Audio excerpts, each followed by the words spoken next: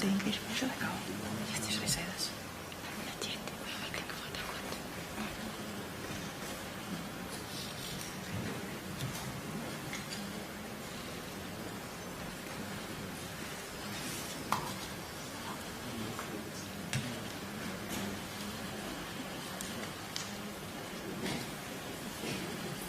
ngira turumva bisa n'ibyakemutse arabyumva verisiyo y'icyongereza irakunda Yes.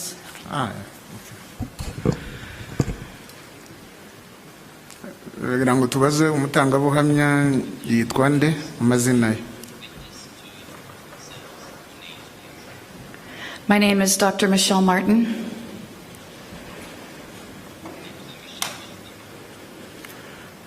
ukora iki tubariza akazi akora ubusanzwe akora iki? I'm a professor of social work.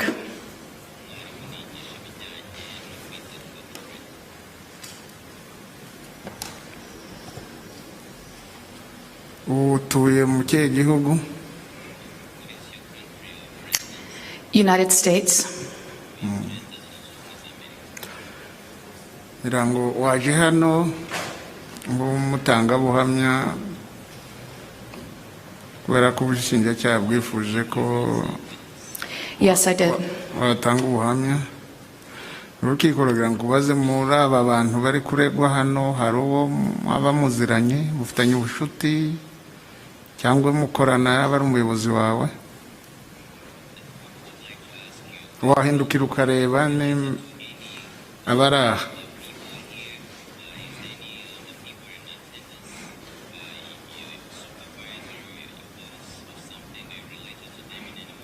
No. nawe naho hari n'undi utitabiriye iburanisha witwa Rusesabagina Paul, we hari ubushuti mufitanye cyangwa yaba ari umuyobozi wawe, uri umukozi we cyangwa we uri umukoresha we, wari umukozi wawe?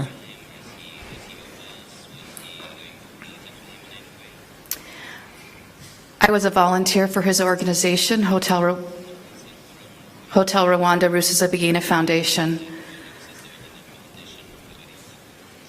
in Chicago, Illinois.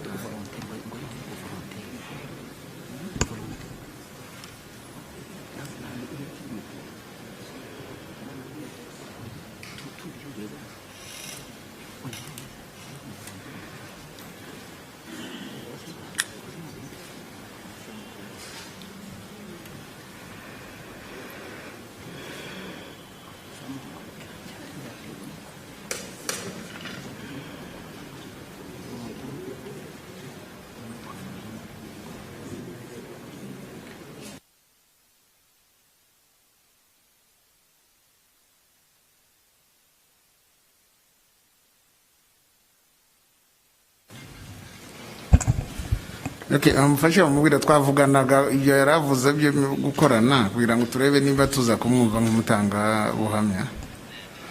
nicyo twarimo tuvugana hano ariko twasanze nta kibazo.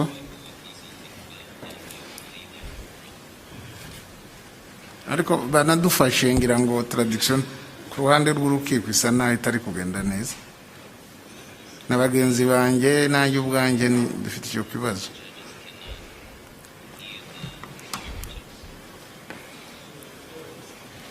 ubwo uraza kuzamura ukuboko amufashe, hari inyandiko twateguyeho irindahiro uyidusomera uvuga amazina yawe noneho dusomera iyo ndahiro.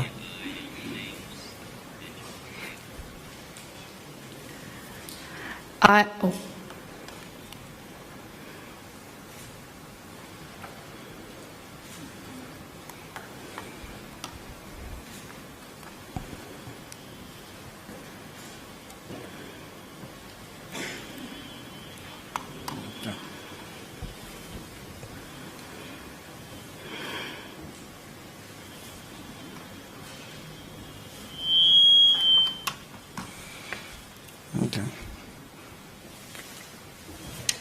Zamura ukuboko usome iyo ndahiro.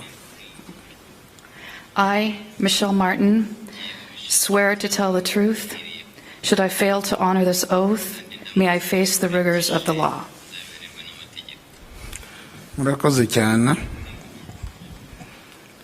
Ngira ngo turaza kugusaba kugerageza kuvuga gahoro witonze nako kubera dufite umwanditsi dukeneye kwandika ibyo uze kutubwira. Watangira ukaduha ubuhamya bwawe burebana n'iyo context. Okay. Again, I'm a U.S. citizen. I'm here voluntarily to provide my testimony in these proceedings. My testimony is truthful and accurate and based on my own personal observations and experiences. I would like to share a little bit about my background information. I have a PhD in peace studies and international development from the University of Bradford in the United Kingdom, a Master of Social Sciences in Global Policy Studies from the University of Bristol, also in the United Kingdom, a Master of Social Work from the University of Illinois at Chicago, and a Bachelor of Arts in Psychology from San Diego State University in San Diego, California. I am currently a professor of social work at California State University, Fullerton. I'd like to share why I'm here today. I have information that I learned beginning over 10 years ago that relates to this case and that I have agreed to share with the court. The information relates to my personal knowledge of the activities of Paul Rusesabagina and his associates with PDR, Ihumera, and their allies. I learned some of this information through my professional association with an individual named Providence Rubengisa, a friend and colleague of Paul Rusesabagina,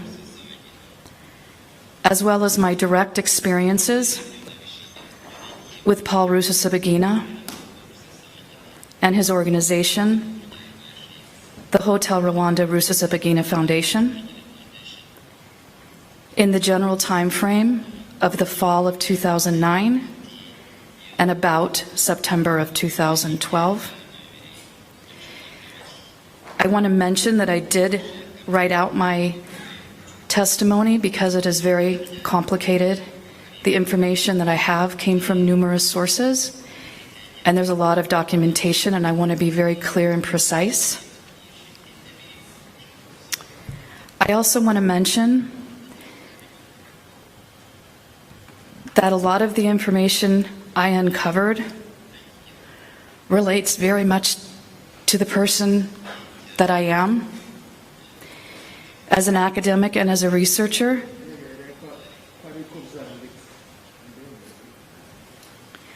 I have a natural curiosity, and if something captures my attention, I will stick with it until I figure it out. But I am not here in any sort of professional capacity, and nothing that I did related to uncovering this information was related to my professional career.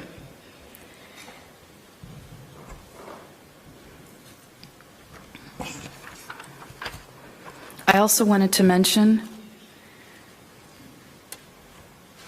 about how I preserved information that I'm drawing on today in my testimony. Something else about my personality or the way I approach life is I keep pretty much everything related to technology, including taking screenshots on my MacBook if I'm curious about something or suspicious. I send emails to myself. I like screenshots because it creates a timestamp, so I remember. In relationship to what I'm going to share with you today, I still have all of my emails and text messages and screenshots. And in fact, in preparing for today's testimony, I reviewed hundreds of old emails, text messages, screenshots of emails and text messages, notes I wrote to myself, emails I wrote to myself, and I still have all of that in my possession, both on my laptop as well as in a password-protected cloud service. I'm going to begin my testimony by sharing how I met a founding member of PDR Ihumera and an associate of Paul Rusesabagina. In the fall of 2009, I was a member of the faculty at a university in the Chicago area called Dominican University. I was on the social work faculty there, and in my first year, I was asked to facilitate a series of workshops on immigrants and refugees. I reached out to a friend and colleague who worked with a refugee resettlement agency in my area, and I asked if he had any recommendations for speakers. And he told me that he was well acquainted with someone who was a genocide survivor and had a story, an incredible story of survival and heroism. And that was Providence Rubengisa. I invited him to be the first keynote speaker of the conference, of the first conference, in the fall of 2009. He told a story that I found very touching and impressive. He told a story of how he was a genocide survivor and how he rescued numerous Tutsi during the genocide.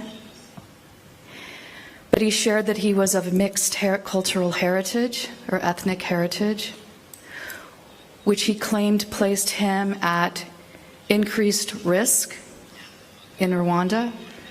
So therefore, in the early 2000s, he needed to flee, and he fled to the United States.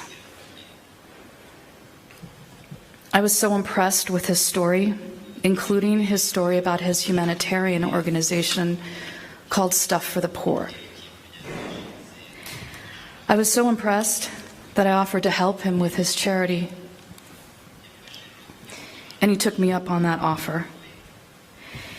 During this time, which was approximately 2009 through 2010, I provided a considerable amount of support, both conceptual and concrete, for his charity. I'm now going to share how I gained access to Providence Rubengisa's email account.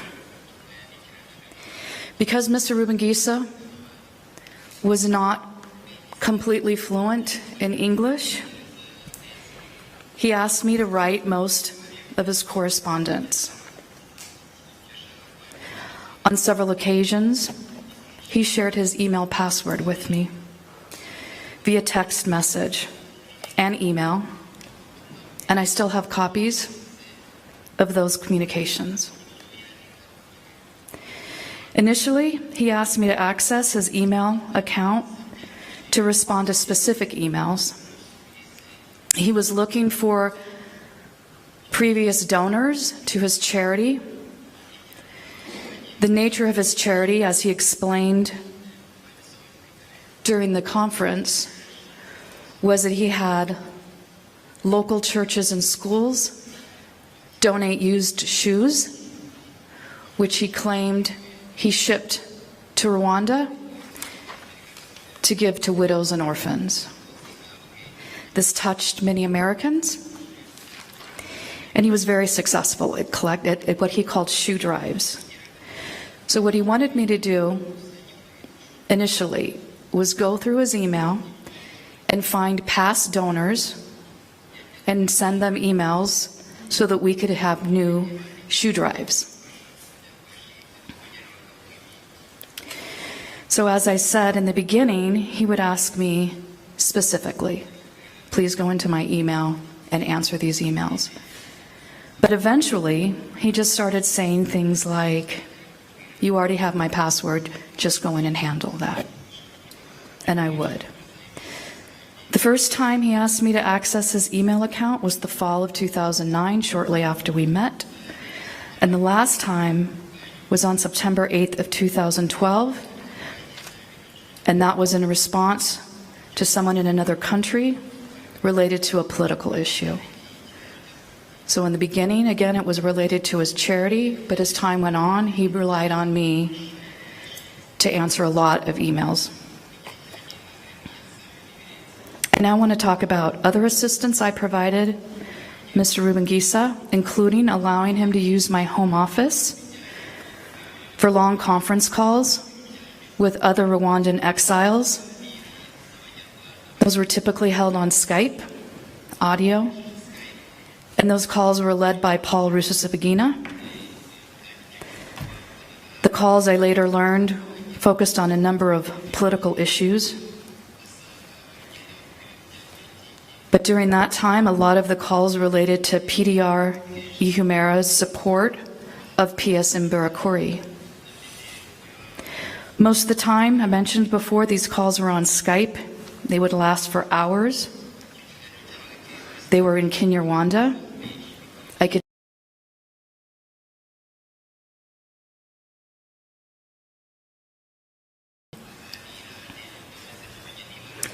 He explained that the calls were facilitated by Paul Rusesabagina, and that's when he told me he was part of a political opposition group called PDR Ihumera. He described how the leaders of PDR Ihumera had asked Paul Rusesabagina to be the president of the party because he got so famous after the movie Hotel Rwanda. He told me they were supporting an opposition candidate, Bernard Ntaganda, who was the head of PS Imbonerakure. I remember that Mr. Rubengisa explained on several occasions in late 2009 and early 2010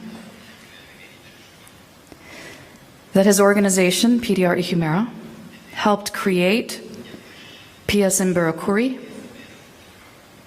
And I specifically recall him sharing with me that PDR Ihumera's plan was to support Bernard Ntaganda, whom Mr. Rubengisa knew from school, in running against President Paul Kagame in the 2010 Rwandan presidential election. He said their plan was that once Ntaganda was elected, Paul Rusesabagina would return to Rwanda and assume the role of president, which was an arrangement that Mr. Rubengisa claimed was agreed to by Ntaganda. I recall that on at least 2 occasions, after lengthy conference calls with Paul Rusesabagina and several other PDR Ihumera members, that Mr. Rubengisa expressed frustration about Rusesabagina, because he did not believe that he was providing sufficient financial support to PS Imbonerakure. I also recall Mr. Rubengisa telling me that no one could know about Paul Rusesabagina's political ambitions because he was supposed to be just a humanitarian. In approximately January of 2010, Mr. Ruben Gisa asked if I would help Bernard Ntaganda write his political platform. He wanted it written in a way that would appeal to Western audiences. I'm a writer, an author. He also wanted me to help Mr. Ntaganda obtain a visitor visa by inviting him to speak at my university. But he then explained to me that Mr. Ntaganda would likely only visit Washington, D.C., and not Chicago. I did communicate with Bernard Ntaganda via email, and I did help him edit his political platform, but I did not provide assistance in helping him obtain a visitor visa. I still have those email communications in my email account. I'm now going to talk about Yahoo News Group posts that Providence Ruben Gisa forwarded to me from shortly after we met through early 2013. The posts were contained in emails from several Yahoo news groups managed primarily by PDR Ihumera members. I still have approximately 170 of these Yahoo News Group posts in my possession. I have them in PDF format, and I also have many of them in their original format. These posts contained primarily political content about Rwanda. They often had links to news articles, press releases, and other content. And they often included discussions and commentary by group members who were PDR Ihumera members. In fact, many of the news group postings were disseminated as emails, as I mentioned, and they had a trail of previous discussions, sometimes extending back months. And I got into the habit of scrolling down to the bottom and attempting to read through the entire thread. I do not speak Kinyarwanda, but many of the discussions were written with French and English interspersed throughout. Thus, I could often get a general sense of what was being discussed. While I initially did this out of sheer curiosity, in time, I began to read the discussion chains because I had a growing suspicion about this US-based group and its members. At some point, I figured out that I could use Google Translate, selecting Swahili as the original language. At that time, Kinyarwanda was not included in that platform, and that was generally useful for understanding the meaning of the discussions. I was previously aware that some political opposition groups were advocating for change in Rwanda, and I supported this within the vein of an open and free democracy. For this reason, in the very beginning, I was not concerned about the content. I'm now going to share my slowly growing concerns at that time about the news group postings that also coincided with my growing concerns from other sources. I mentioned earlier that from about 2009 to May of 2010, based on the information Providence Rubengisa was sending me, I was becoming convinced that there was an alternate narrative of the Rwandan genocide that no one else knew. And what I mean by that is no other Westerners knew. But in time, I became increasingly disturbed by the content and the bulk of the posts and emails, which were again highly political, with many posts having content reflecting what I later recognized as Hutu power ideology, including the denial of a Tutsi genocide. For example, in one news group posting that included an article of a genocide commemoration in Ottawa, Canada, with a photograph of Tutsi genocide survivors crying, the author of the post, a member of PDR Ihumera, wrote, quote, "Are they crying or faking?" Other posts included articles and commentary on the FDLR and Habyarimana. And the comments on these posts were consistently and overwhelmingly supportive in nature. Essentially, my perspective after several months of reading, as well as other observations I will describe shortly, was that many of the news group discussions and other emails forwarded to me by Mr. Rubengisa and others, again, reflected strong anti-Tutsi sentiments, what I later discovered as overt genocide denial, and a clearly orchestrated plan to take their country back by any means possible.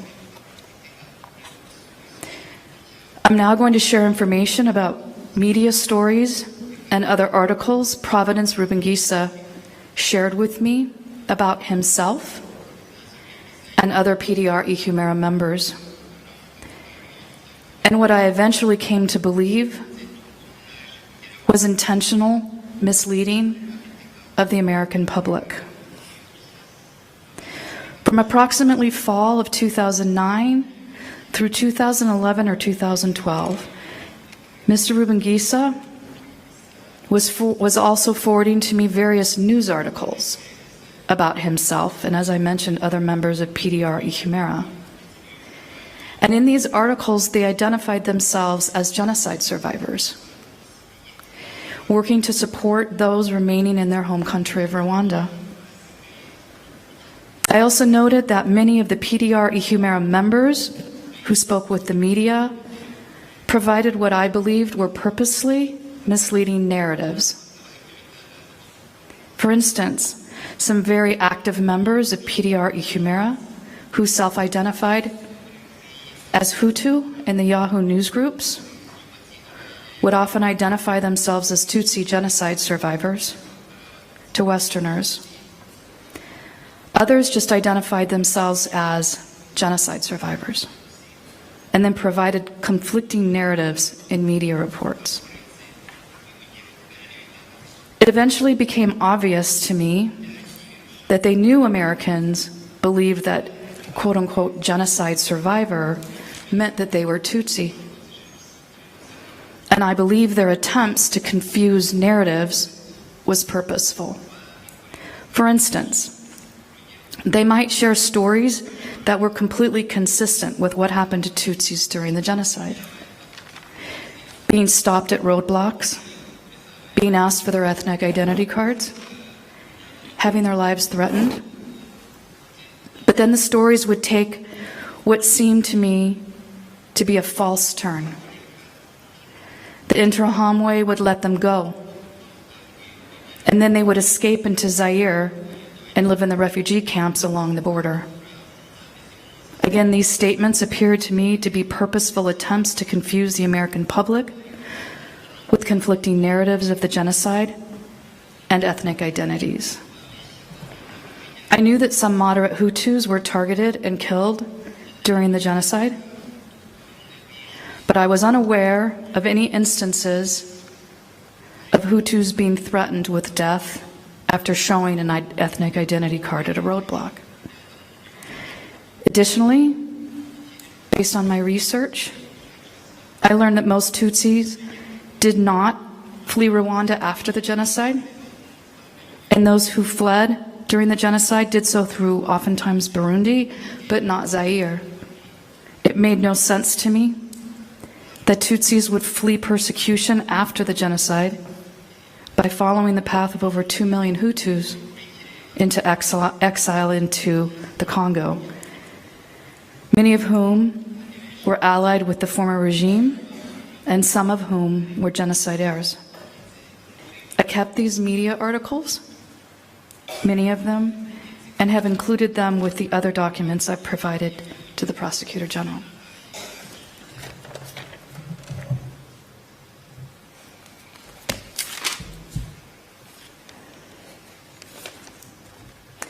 Other things I observed during this time that made me suspicious included seeing the Facebook posts of some PDR Ihumera members who sent me friend requests.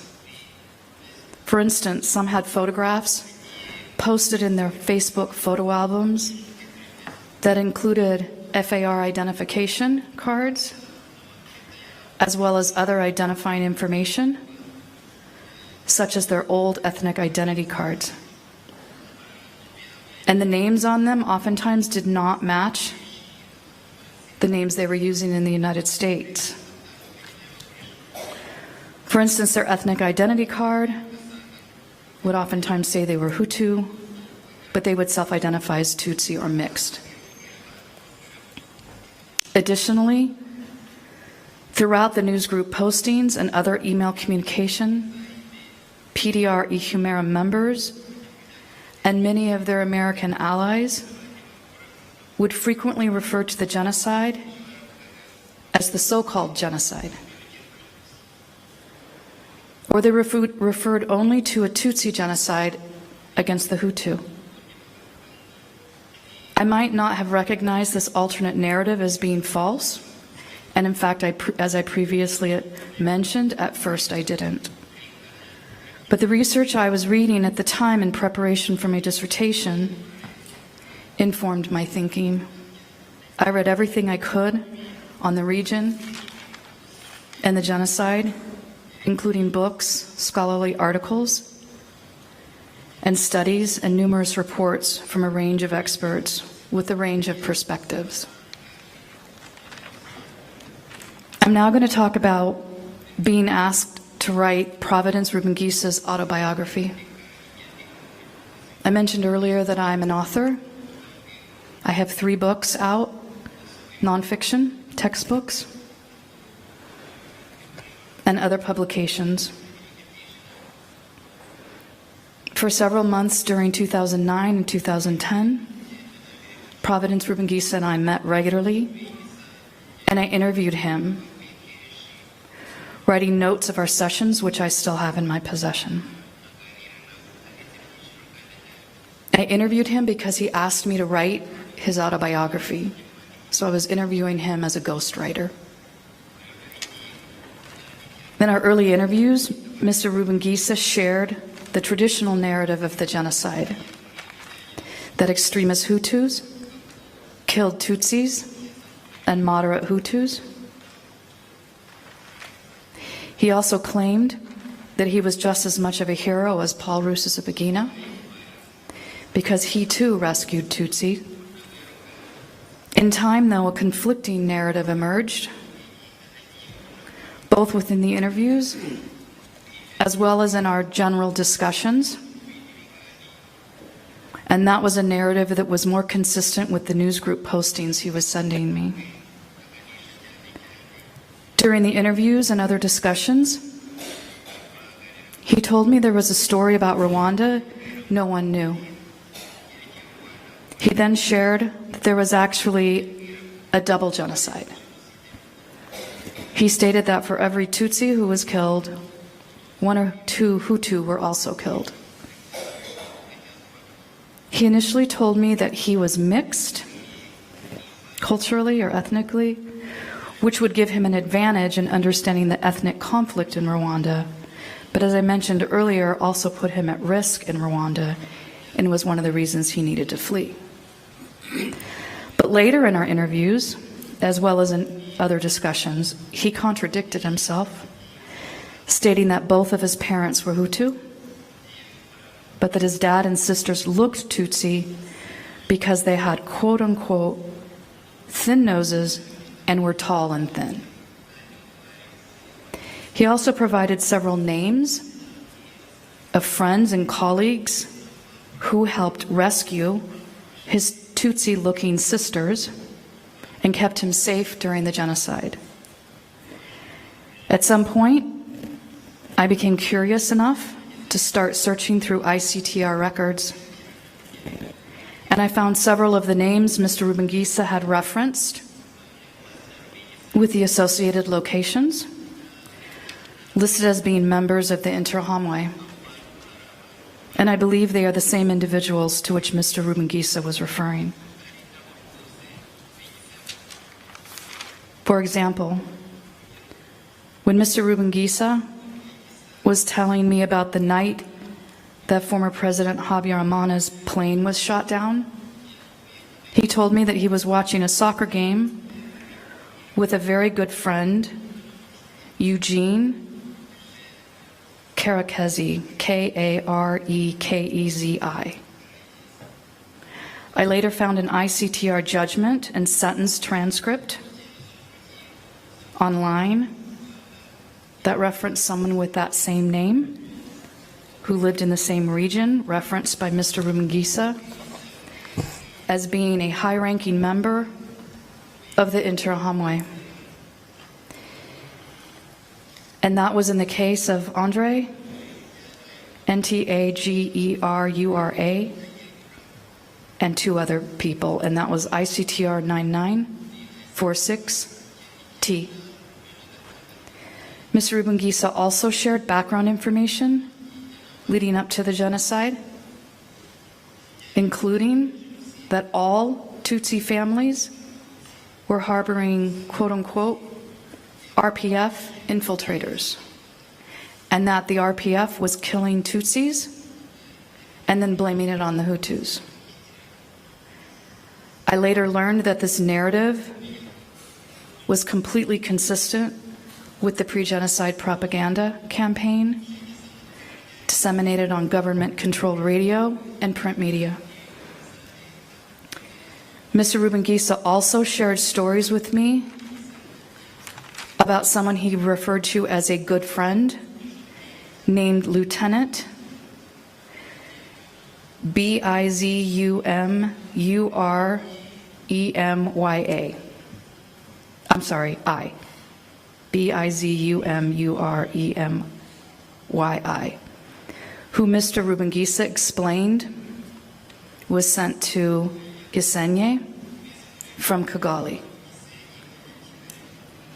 Mr. Rubengisa stated that he initially met the lieutenant in Kigali through mutual friends, but during the genocide, the lieutenant was staying at the Meridian Hotel in Gisenyi, which is where Mr. Rubengisa was staying.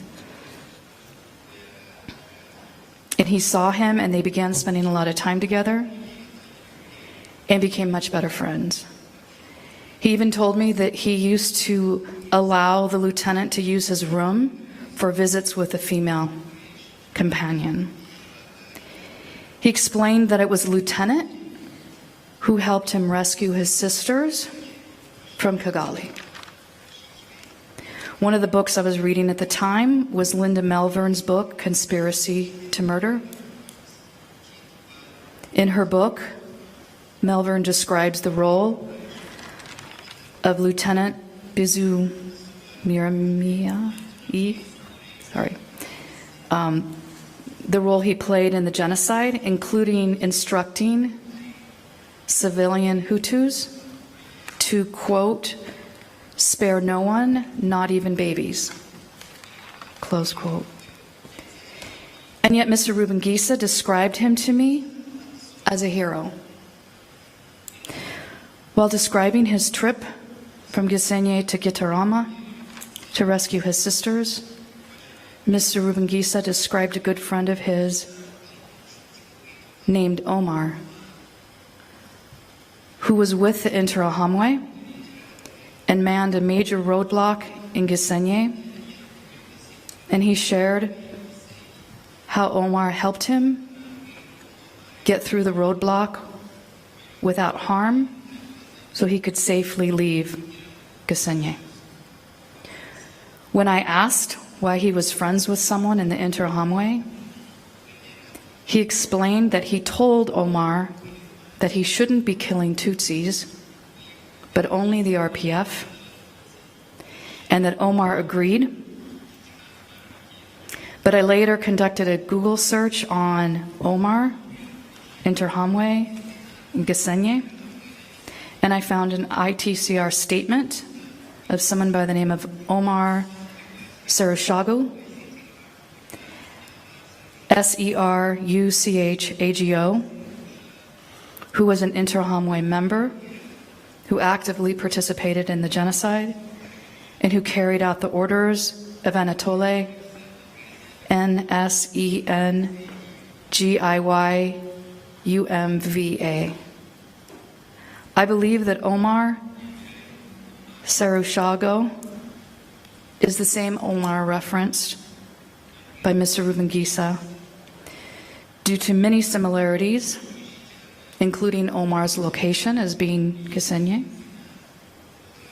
Omar's role in manning a major roadblock in Gisenyi, and a reference in his ICTR statement to having worked with the lieutenant. Additionally, during one of our interviews, Mr. Rubengisa shared that it was government military who helped him and his sisters get through the roadblocks and who made arrangements for them to stay at the Bagogwe, Bagogwe camp, which he described as being 30 miles from the Meridian Hotel. When I read Serushago's ICTR statement, he stated in there that the Bagogwe camp was an Interahamwe military training camp.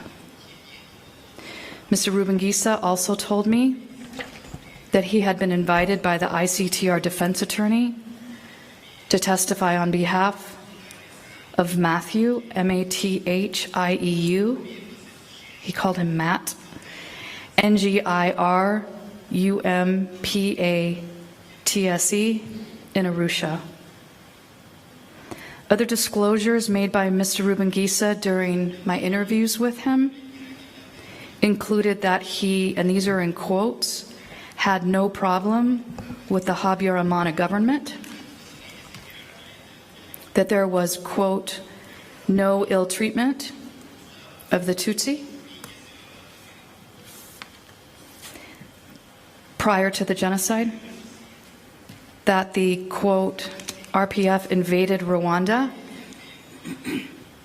and Tutsi were killed because most Tutsi were affiliated with the RPF, close quote, that he believed, quote, more Hutus died than Tutsi, close quote, that there was no genocide, but rather there was a, quote, civil war with civilian casualties, close quote. All of this information ultimately led me to question who Mr. Rubengisa really was.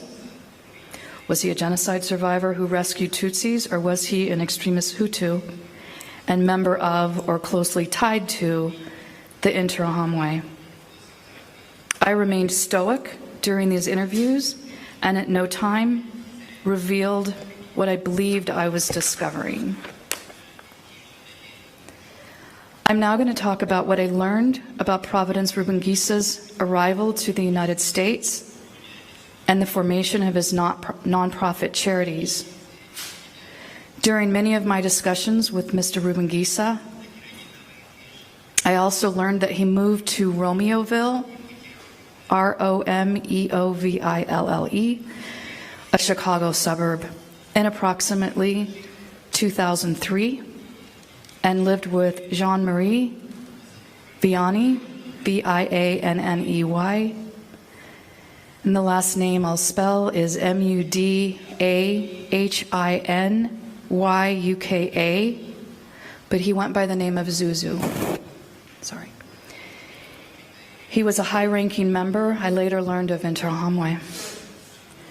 Providence didn't want anyone to know because he said they would not understand.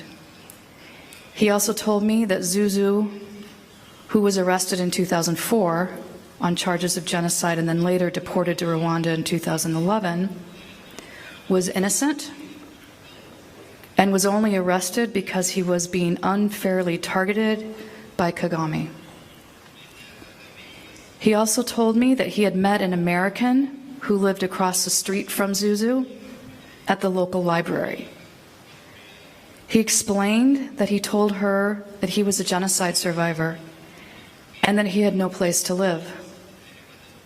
She introduced him to her husband, and they let him move in with them with their children.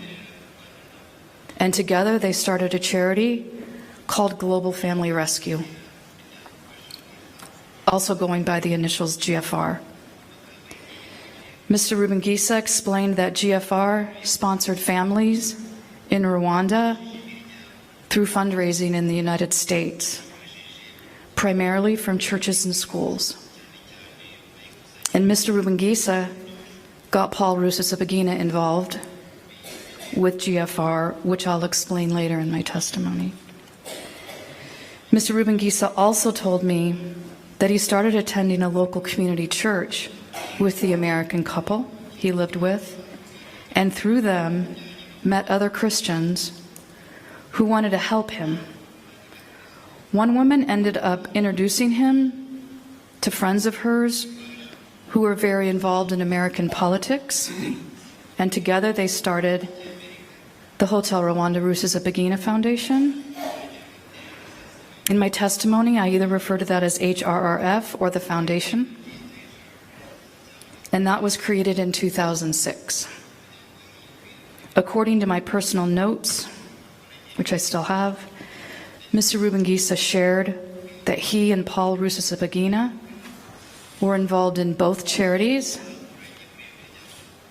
but GFR was more Providence's, and Hotel Rwanda Rusesabagina Foundation was more Paul Rusesabagina's. Mr. Rubengisa also shared that at one point in time, HRRF was concerned that they weren't doing enough humanitarian work, and I believe this concern came from someone accusing them of being a political organization. So according to Mr. Rubengisa, Paul agreed to award a $60,000 grant to GFR. Per Mr. Rubengisa, GFR was doing very well in Rwanda, sponsoring families in need, but was then investigated by the Rwandan government and was subsequently shut down. Mr. Rubengisa believed that this was because Paul Rusesabagina was involved. I deduced later from reading various emails that I will describe later in my testimony that many of the families sponsored by GFR were actually Mr. Rubengisa's family members and close friends. I also strongly believe that various projects Mr. Rubengisa fundraised for under the guise of helping widows and orphans in Rwanda were actually his personal projects in Tanzania and Rwanda. Once Mr. Rubengisa knew that GFR would not be able to continue working in Rwanda. They actually ended up moving to Uganda. He and the other American woman he met through his host family immediately started his charity Stuff for the Poor. I'm now going to talk about how I met Paul Rusesabagina and became a volunteer at Hotel Rwanda Rusesabagina Foundation. Prior to when I started having suspicions, and in around the fall of 2009, Mr. Rubengisa offered to introduce me to Paul Rusesabagina, stating that they had been good friends in Rwanda. I was very excited because I had seen the movie Hotel Rwanda, and I believed he was a hero. I believe it was in approximately October of 2009 that I met Paul Rusesabagina at a restaurant in Chicago for dinner. And during dinner, he discussed his role in the 1994 genocide and his humanitarian organization, Hotel Rwanda Rusesabagina Foundation, in Chicago, Illinois. He asked me if I'd be interested in working at Hotel Rwanda Rusesabagina Foundation as a policy advisor on a volunteer basis, and I enthusiastically agreed. I began working at the foundation shortly thereafter. I volunteered with the foundation for much of 2010, and my work was primarily on the policy team with another American academic. Paul ended up writing me a letter of support for my faculty position and my contract renewal. And in that letter, he accurately described my volunteer role as conducting a, quote, comprehensive policy review, critically analyzing the Rwandan Constitution and other government functions and activities in order to highlight institutionalized forms of human rights abuses under the Kagame administration, as well as other supportive activities, close quote. An example of other activities was locating articles on the upcoming presidential election. I also attended several of Paul's speeches and foundation meetings. Additionally, I placed a graduate social work student from my university at the foundation as an MSW, so Master's of Social Work, intern, and she worked there from approximately January of 2010 to May of 2010. During my initial dinner with Paul Rusesabagina, as well as during all foundation meetings where he was in attendance, as well as during various speeches, including one at the Chicago Holocaust Museum, Paul Rusesabagina recited a narrative of the genocide that closely matched the Hotel Rwanda movie. Again, that the extremist Hutu government orchestrated the mass killings of Tutsis and moderate Hutus, and that he, Rusesabagina, protected Tutsis at the Hotel de Milcolin from extremist Hutus in the Interahamwe. Paul Rusesabagina also spoke about the importance of his humanitarian work and his foundation and his commitment to those he left behind. I recall during one foundation meeting in Chicago, I believe that was on February 15, 2010, because I took notes, and Paul Rusesabagina was in attendance at that meeting. The subject came up about accusations of the former Rwandan ambassador to the United States, James Kimonyo, who had accused Paul Rusesabagina of collaborating with the FDLR.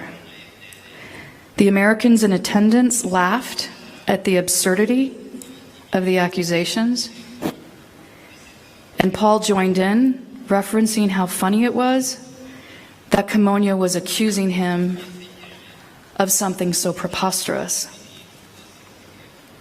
He then used these accusations as an example of just how far Kagami would go to harm him. And I recall at that time feeling outrage that his reputation was being harmed in this way. Another issue I recall being discussed by both Paul Rusesabagina and the American leaders of Hotel Rwanda Rusesabagina Foundation were the conditions in Rwanda at that time. At the meeting on February 15, 2010, Paul spoke in detail about how the streets in Kigali were empty because everyone was too frightened to be out in the community, stating something about how this information was coming from his contacts on the ground, who were reporting that people were so frightened to leave their homes, that they were starving, and I have in parentheses in my notes, or were not permitted to, that they were starving in their homes. And Paul Rusesabagina and the foundation were working with human rights organizations to try to get people food throughout Kigali. Around the same time period, which was about spring of 2010, my student intern forwarded a document to me via email that one of the American leaders of the foundation had authored, and emailed to her when she told him that a friend of hers was planning a trip to Rwanda.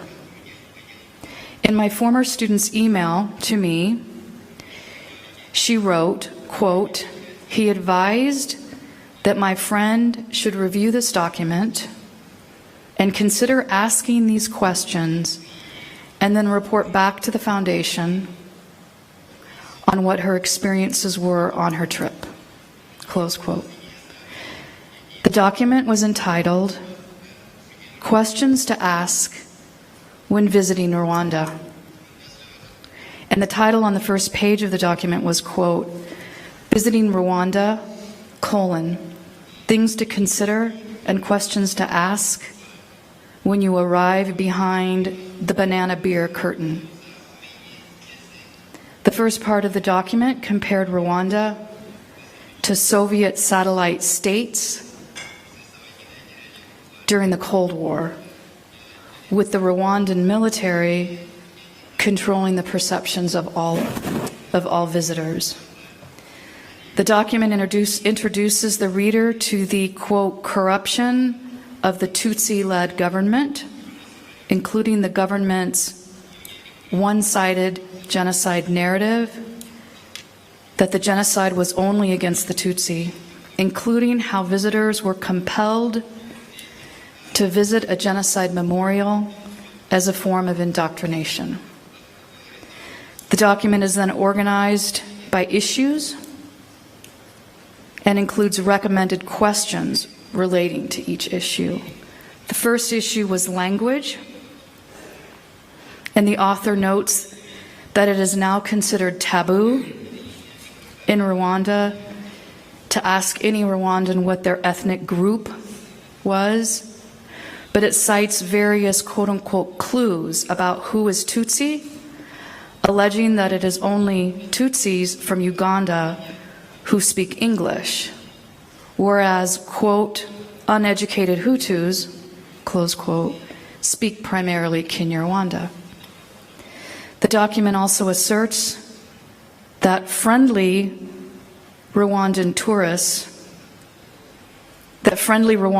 that tourists meet are likely members of the RPF. The next issue is the 1994 genocide. And the author recommends that if that subject arises, the traveler should ask why Hutus do not qualify for any genocide survivor program benefits, as well as asking tour guides if survivors mind seeing their desecrated remains of their family members at the genocide memorials.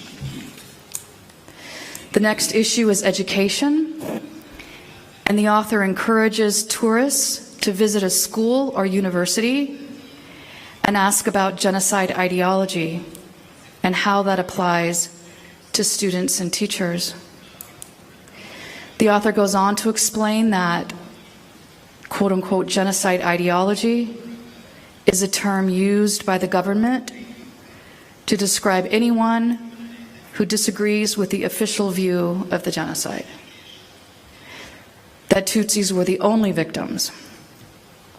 Other questions relate to solidarity camps, the exclusion of Hutu children from public education, and also what history lessons are taught in schools. Other assertions include referring to Rwandan local defense forces in rural areas as local militias, organized by the government to limit dissent against the quote-unquote regime.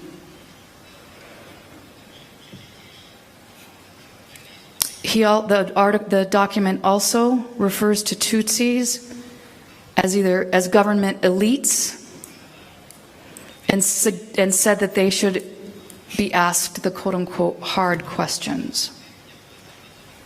At that point, I had no reason to question the assertions that the streets of Kigali were empty and people were starving in their homes, but I do recall feeling as though the questions were very ethnocentric,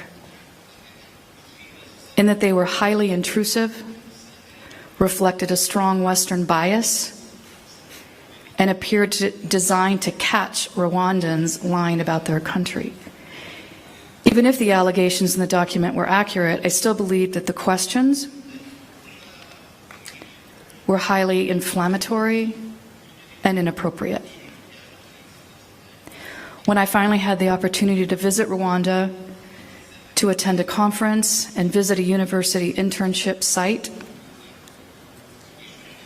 I was struck by the stark differences between what I was told by Paul Rusesabagina and the American leaders of Hotel Rwanda Rusesabagina Foundation and what I experienced during my trip.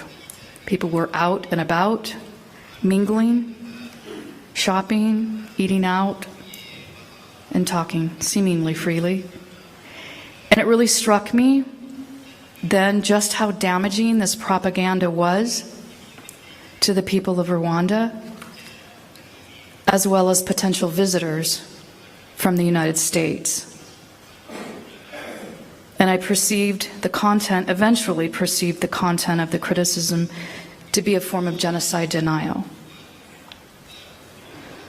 At another Hotel Rwanda Rusesabagina meeting that I attended on September 21st, 2010, an American student from a Chicago university was present and shared her experiences visiting Rwanda through a study abroad program.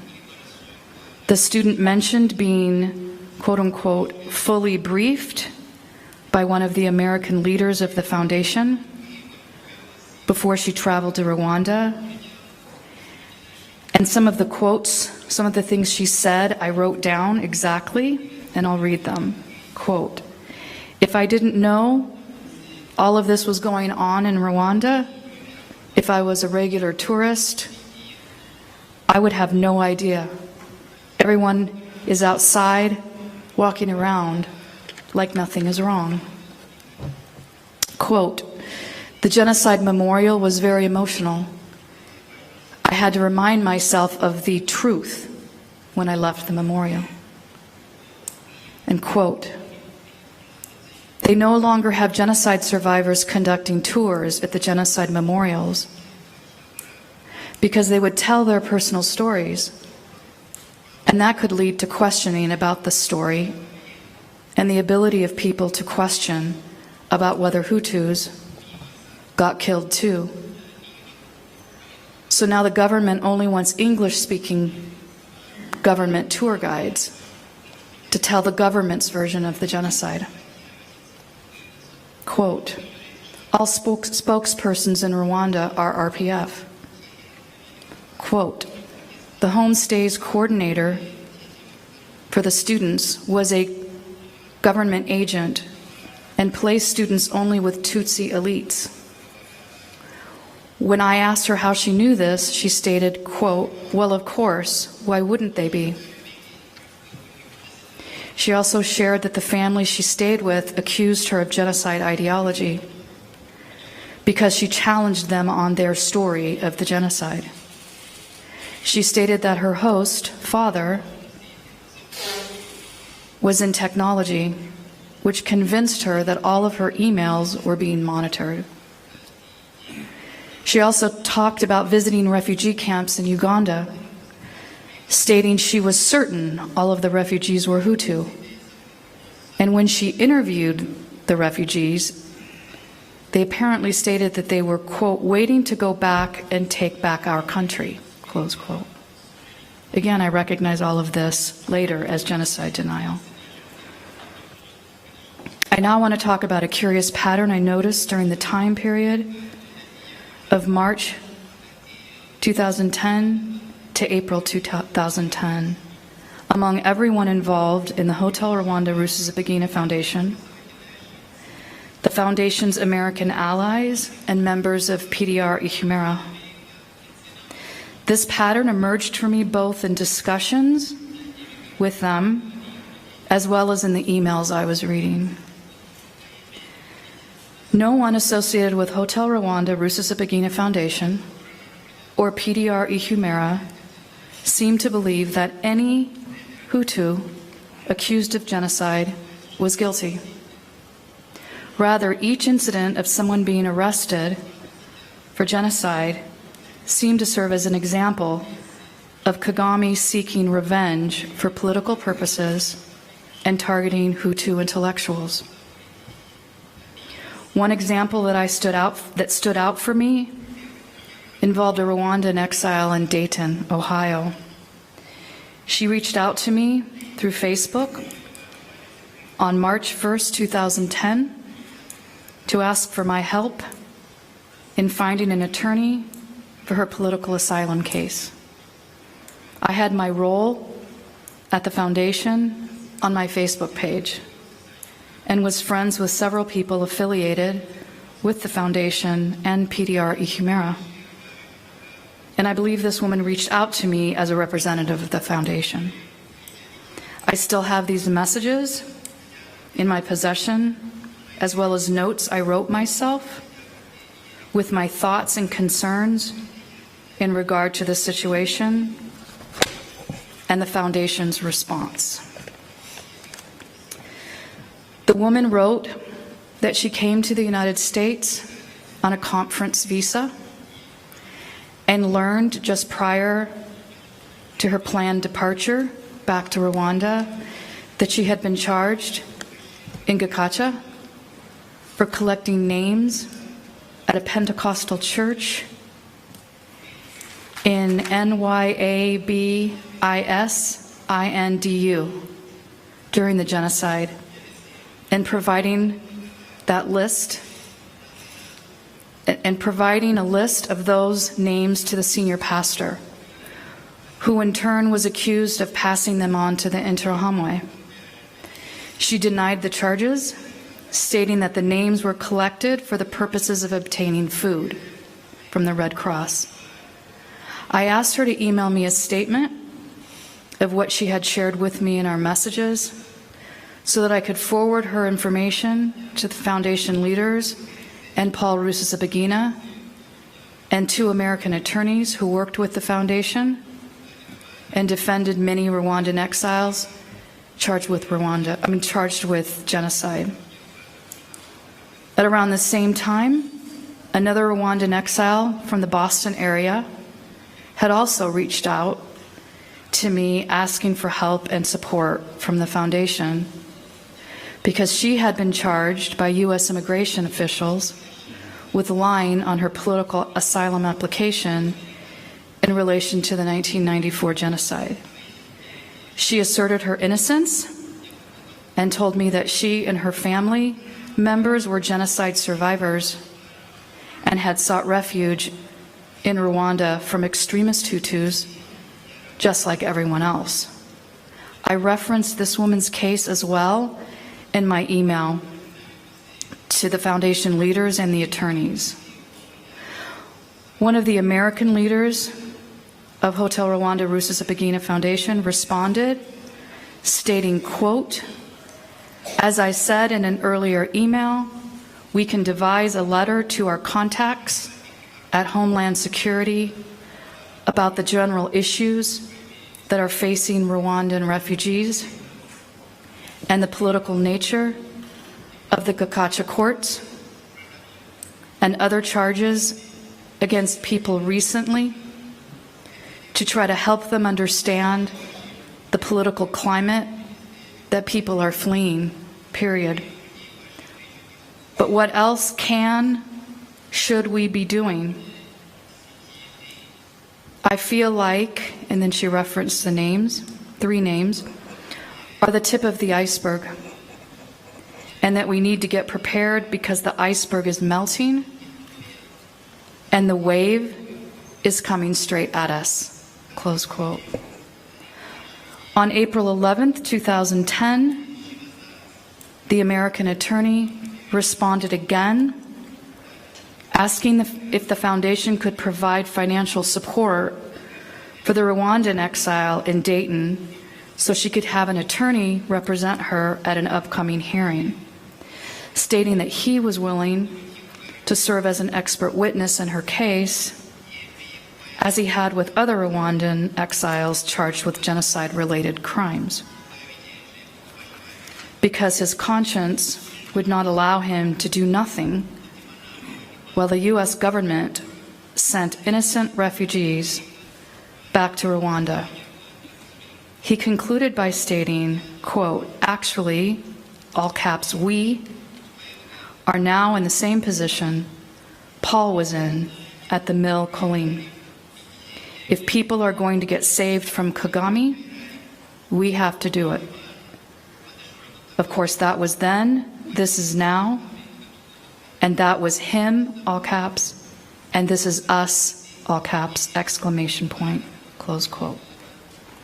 At some point later, when I recognized this collective response to genocide accusations among the foundation staff, Paul Rusesabagina, and other PDR Ihumera members, I Googled the details the Rwandan exile in Dayton had shared with me about her case, and I found a news article that I was confident referenced the church where she had stayed, and it was a Pentecostal church in NYABISINDU, where 560 Tutsis were slaughtered, and at that time the remains had still not been found.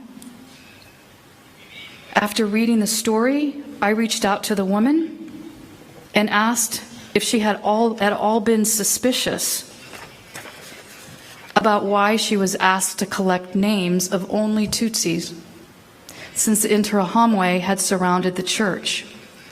And that was according to media reports, but also her statements to me. And she replied, quote, "No, I never looked out the window." I found this very suspicious.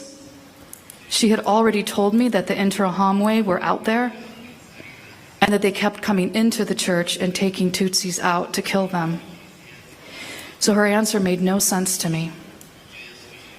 I subsequently learned that the Rwandan exile in Boston and her sister, who had also been charged by U.S. immigration officials, had in fact been involved in the genocide in relation to a roadblock in Butere in front of a family-owned hotel. The details of the family's involvement were absolutely horrifying. Yet both of these women had identified themselves as traumatized genocide survivors who hid during the genocide within their communities. They said this in their communities to the media and to me. And one was even writing a book about her story. Again, what I found odd was that none of the individuals on the email chain ever questioned whether any of these individuals charged with genocide-related crimes were potentially guilty. I'd like to now share some information about growing concerns both I and my student intern had about the nature of Hotel Rwanda Rusesabagina Foundation and the type of work they were doing. Within a few months of working with the foundation, both my student intern and I had come to believe, based on our observations, the foundation did not operate as a humanitarian organization at all. Rather, it operated as a political organization with the apparent primary goal of overthrowing the Rwandan government. I knew that in the United States, an organization that is registered with the Internal Revenue Service, what we call a 501c3, is barred from engaging in political activities, including lobbying, which the IRS defines as contacting decision makers about legislation and asking for support one way or another. Hotel Rwanda Rusesabagina Foundation was registered as a nonprofit, non-political charity providing, quote, human services, close quote, focusing on, quote, human rights, basic and emergency aid, and international development, serving children and youth, women and girls, low-income people, and victims of conflict and war. And that information is public, and anyone can look it up on the internet. Between approximately March to May of 2010, my student regularly reported to me her discomfort with the nature of the foundation and its singular focus on Rwandan politics and the lack of any humanitarian work. As social workers, we were very familiar with how humanitarian organizations operated in the United States. And it was our observation that the foundation activities were inconsistent with a non-political humanitarian foundation. For instance, Hotel Rwanda Rusesabagina's foundation mission statement read in part to, quote, improve the lives of victims left orphaned and widowed by the various killing fields in our world's history, close quote. And yet neither I nor my intern observed any activities that focused on widows and orphans during the several months we were associated with the organization. Again, the primary focus of Hotel Rwanda Rusesabagina Foundation and Paul Rusesabagina appeared to be solely on removing President Kagame from power. When an American attorney was arrested in Rwanda in late May 2010, and this was an attorney that was closely affiliated with Hotel Rwanda Rusesabagina Foundation, my intern contacted me with significant concerns because leaders of the foundation were asking staff and interns to lobby U.S. government officials for his release, something my intern believed was inconsistent with the role of a non-political humanitarian organization and her role as a social work intern. I'm now going to talk about how I learned about the extent of the political pressure the Hotel Rusesabagina Foundation and PDR Ihumera exerted against the government of Rwanda and specifically against Paul Kagame. Although I began to withdraw from my volunteer work at the foundation by the summer of 2010, once my student had completed her internship, I did attend one last meeting, as I mentioned earlier, on September 21st, 2010. Paul Rusesabagina was not in attendance at this meeting, but the American leaders were, I took detailed notes during this meeting, which I still have, which centered on the U.S. conflict mineral bill, the Spanish indictments against 40 RPF members, as well as the upcoming United Nations MDG meeting in Spain that was co-chaired by Paul Kagame. During that meeting, American Hotel Rwanda Rusesabagina Foundation leaders described the foundation's efforts to put pressure on the Spanish, I have here Prime Minister, but I think he may be a king, to not meet with President Kagame for the MDG meeting. One of the American leaders stated, quote, "Our message is, do you really want this guy as the face of the MDGs?" They also explained how the foundation helped the quote-unquote Spanish delegation get various meetings with missions to the United Nations, including the Mexico mission to the United Nations, as well as Spain, France, and Turkey. They also explained that the foundation had provided information obtained from PDR Ihumera members, which was used in the UN mapping report. They talked about how Rwandan local defense forces had demanded that Hutus dig up their family members' bones for more genocide memorial sites, even if their family members had died years prior to the genocide. And that they did this because they wanted to create more genocide memorials and bones naturally deteriorate. They added that Providence Rubengisa and Pio, who I'll talk about later, had family members die in the genocide, and their bones were on display, and there was nothing that they could do about it. I recalled that during my interviews with Mr. Rubengisa, he stated that he was fortunate that he had no family members die during the genocide. So I knew this was false information. Whether the American leaders of the foundation knew, I wasn't sure. I'm now going to talk about how I began to collect names and details about PDR Ihumera members and why I chose to do this. By late spring of 2010 is when I began collecting names I saw in various news group emails and other emails forwarded to me. As I would come across additional information about an individual through Googling, additional information from the emails, or Facebook if someone had sent me a friend request, I would note that on the document. My motivation for researching the members of this network was rooted in my growing belief that these individuals were actually the former regime, or at least allied with them. In fact, I had recently discovered that a founding member of PDR Ihumera living in the United States and very involved in the foundation was wanted by Interpol for genocide.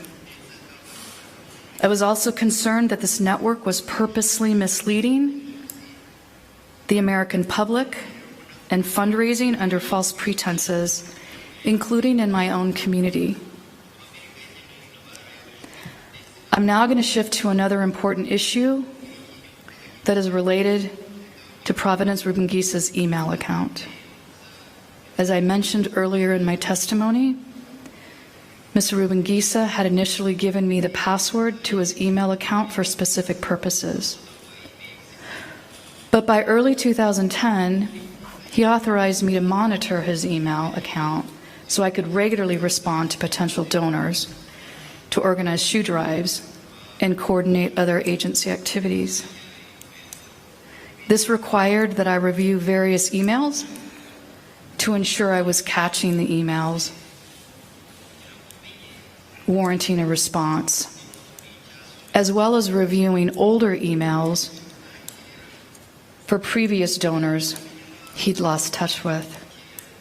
He had over 10,000 emails in his email account, most of which were in Kinyarwanda. But many others were written in English, or had English subject lines, or were written partially in English. On a few occasions, relatively early on, I saw things that caused me alarm. For example, I saw a 2009 email from Pio, who was Paul's assistant in PDR Ihumera, to the leaders of PDR Ihumera, informing them of an important upcoming meeting.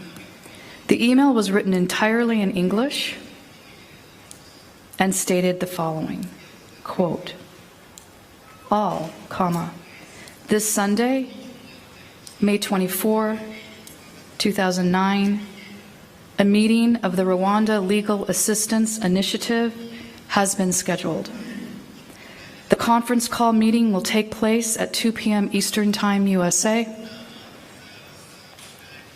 or 8 p.m. European Time, and then it provided the number.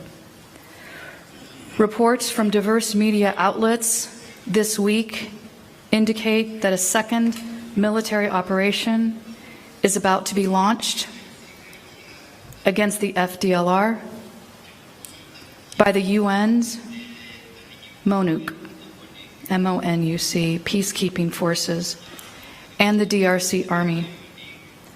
Traditionally, UN peacekeeping forces do not take sides overtly in any conflict, but that's exactly what they are doing in the DRC conflict. We need to find a way to expose the criminal nature of this bias in order to save our FDLR brothers and sisters under threat of extermination. We will also have an update about the ongoing persecution of Leopold Munyakazi. Please notify your friends about this meeting and its critical importance so they can attend in big numbers. Looking forward to meeting you all Sunday. Pio.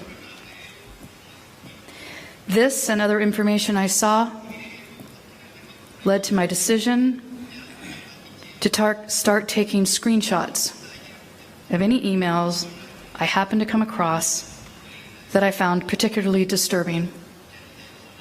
In total, I took approximately 121 screenshots of emails.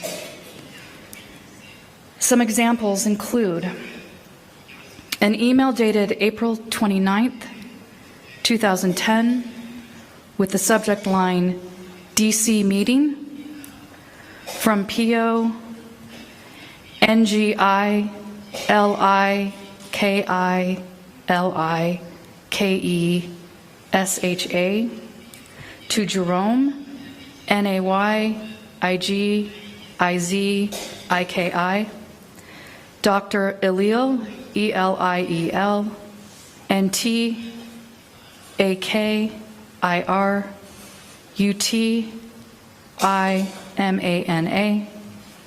Providence Rubengisa, Paul Rusesabagina, Emmanuel Matata, MATATA, and Emmanuel Haki Zamana, containing several photographs of their meeting and the message, which was, I translated it.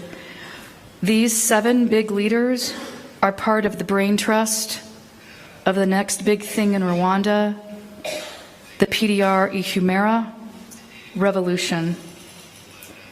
The team I see was in good shape, but it was worth it. Be strong, Pio. Mr. Rubengisa later explained to me that the purpose of the DC meeting was for PDR leaders to discuss their selection and support of Bernard Ntaganda in the August 2010 presidential election, and their plans for Paul Rusesabagina to take over as president in the event that Ntaganda was elected. There were also numerous photos included in that email of themselves.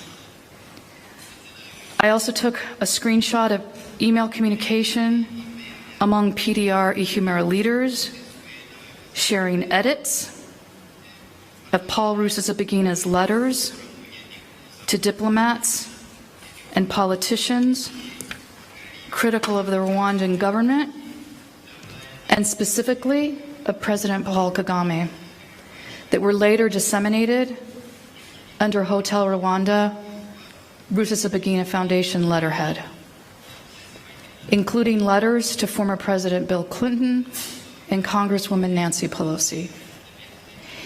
Email communication between PDR Ihumera leaders editing a press release regarding Paul Rusesabagina's meeting with Representative Nancy Pelosi on May 15, 2007, citing numerous criticisms of the Rwandan government and stating that the only way for the country to move forward was for Kagame to be removed from power. This letter was later emailed to a foundation leader for dissemination on foundation letterhead. A 2010 email from PIO to other PDR Ihumera leaders, including Paul Rusesabagina, with an attached lawsuit filed against Paul Kagame during a recent visit to Oklahoma. A May 2010 email of a news group posting with members of a non-political charity in the United States with the initials of OPJDR that I later learned was associated with PDR Ihumera, with edits to Paul Rusesabagina's letter to France's then President Sarkozy, criticizing Paul Kagame, with numerous comments and edits by PDR Ihumera members. A May 2010 email from Emma, M-A-T-H-I-E-W, to PDR Ihumera leaders, including Paul Rusesabagina, Pio, Jerome, someone named Eleazar, L-E-I-E-Z-A-R, Z-I-H-E-R-A-M-B-E-R-E, and Emmanuel Hakis Zimana, who was in Canada, with an attached article written by Calixte, C-A-L-L-I-X-T-E, last name spelled M-B-A-R-U-S-H-I-M-A-N-A, who underneath his name said he was the executive secretary of the FDLR, entitled, quote, FDLR Reactions to Recent Events in Rwanda and to Various Statements Made by Rwandan Officials. An email from Mr. Rubengisa to Paul Rusesabagina with instructions on supporting P.S. Imberakuri. A May 2010 email from PO to PDR leaders, including Paul Rusesabagina, with Paul Rusesabagina's statement and denial in response to Rwanda's accusation that he was supporting the FDLR, which was later disseminated on foundation letterhead. An email from Providence to someone with the name Gloria regarding his ability to obtain 22-karat gold, cassiterite, and coltan from Africa. Additional emails regarding mineral dealing among Mr. Rubengisa and others in PDR Ihumera, sourced out of the DRC, including lead, ore, O-R-E, I'm assuming that's ore, copper, coal, beryl, and M-A-N-G-A-N-E-S-E. And each of those has O-R-E after it. Once I was relatively confident from what I read and observed that PDR Ihumera members were either the former regime or allied with the former regime, some of whom I believed had been members of Interahamwe, and based on my understanding of genocide research, were engaging in genocide denial and the dissemination of propaganda very similar in nature to the pre-genocide propaganda campaign. I made the difficult decision to copy to PDF any email that I found particularly disturbing. Ultimately, over the course of several months, I copied approximately 747 emails and downloaded approximately 1,076 attachments. The following is a summary of just a few of these emails and attachments that I was able to translate and that I believe are pertinent to this case. I downloaded the PDR Ihumera founding documents that were email attachments sent to PDR Ihumera founders. An email exchange dated June 21st, 2006 that included critical comments about the early formation of PDR Ihumera and the lack of information about the party that was posted on Rwanda Net, which was one of their Yahoo news groups.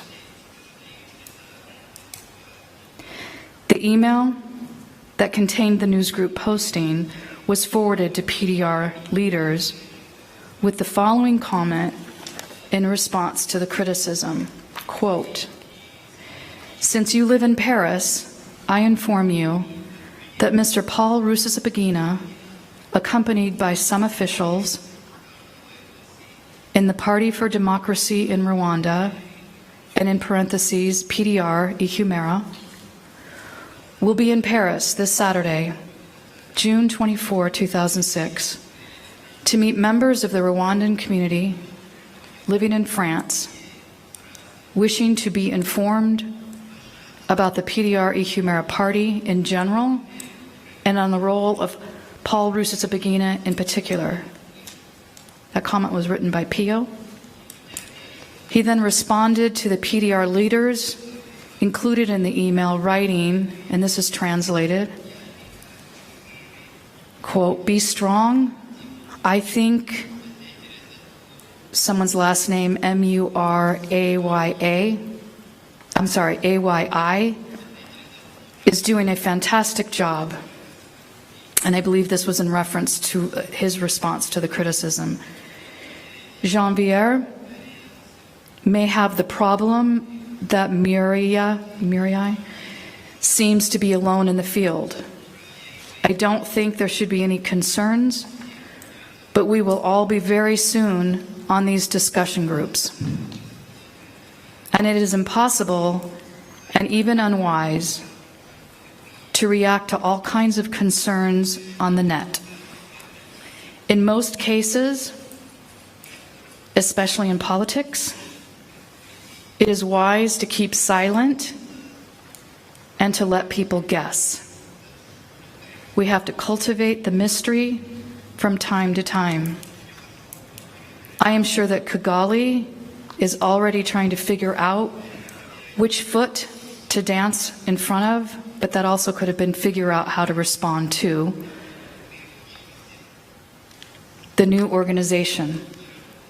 That said, these meetings we plan to hold on the weekends are crucial because we need to have something to announce to people at a better time. Also, are there any French and Kinyarwanda versions of the Declaration? If so, good. If not, we must create them as soon as possible. Should we also write the speech and perhaps also the text of the press release in these two languages? Here's an idea. Last weekend was a big hit. We need to think about the next move, and the next, and so on. I mean a more or less spectacular event that is somewhat headline-grabbing. It's a great thing that Paris will follow next weekend. But do we already have to think about the weeks and months to come? P.O. The PDR Ehumera leaders included in this email were Clement Gerard, P.O. In that email, it was spelled Ngillikisha. Antoinette, Uwimpundu. Emmanuel Hakizimana. Emmanuel Matata. John Calvin, Ruttiman, last name Ntakiruti. Angelique, Uwiliwabo. Michael, Shyrahaayo.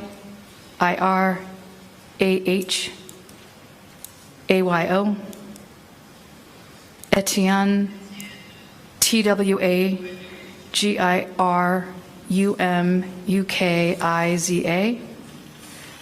Janvier, Busogi.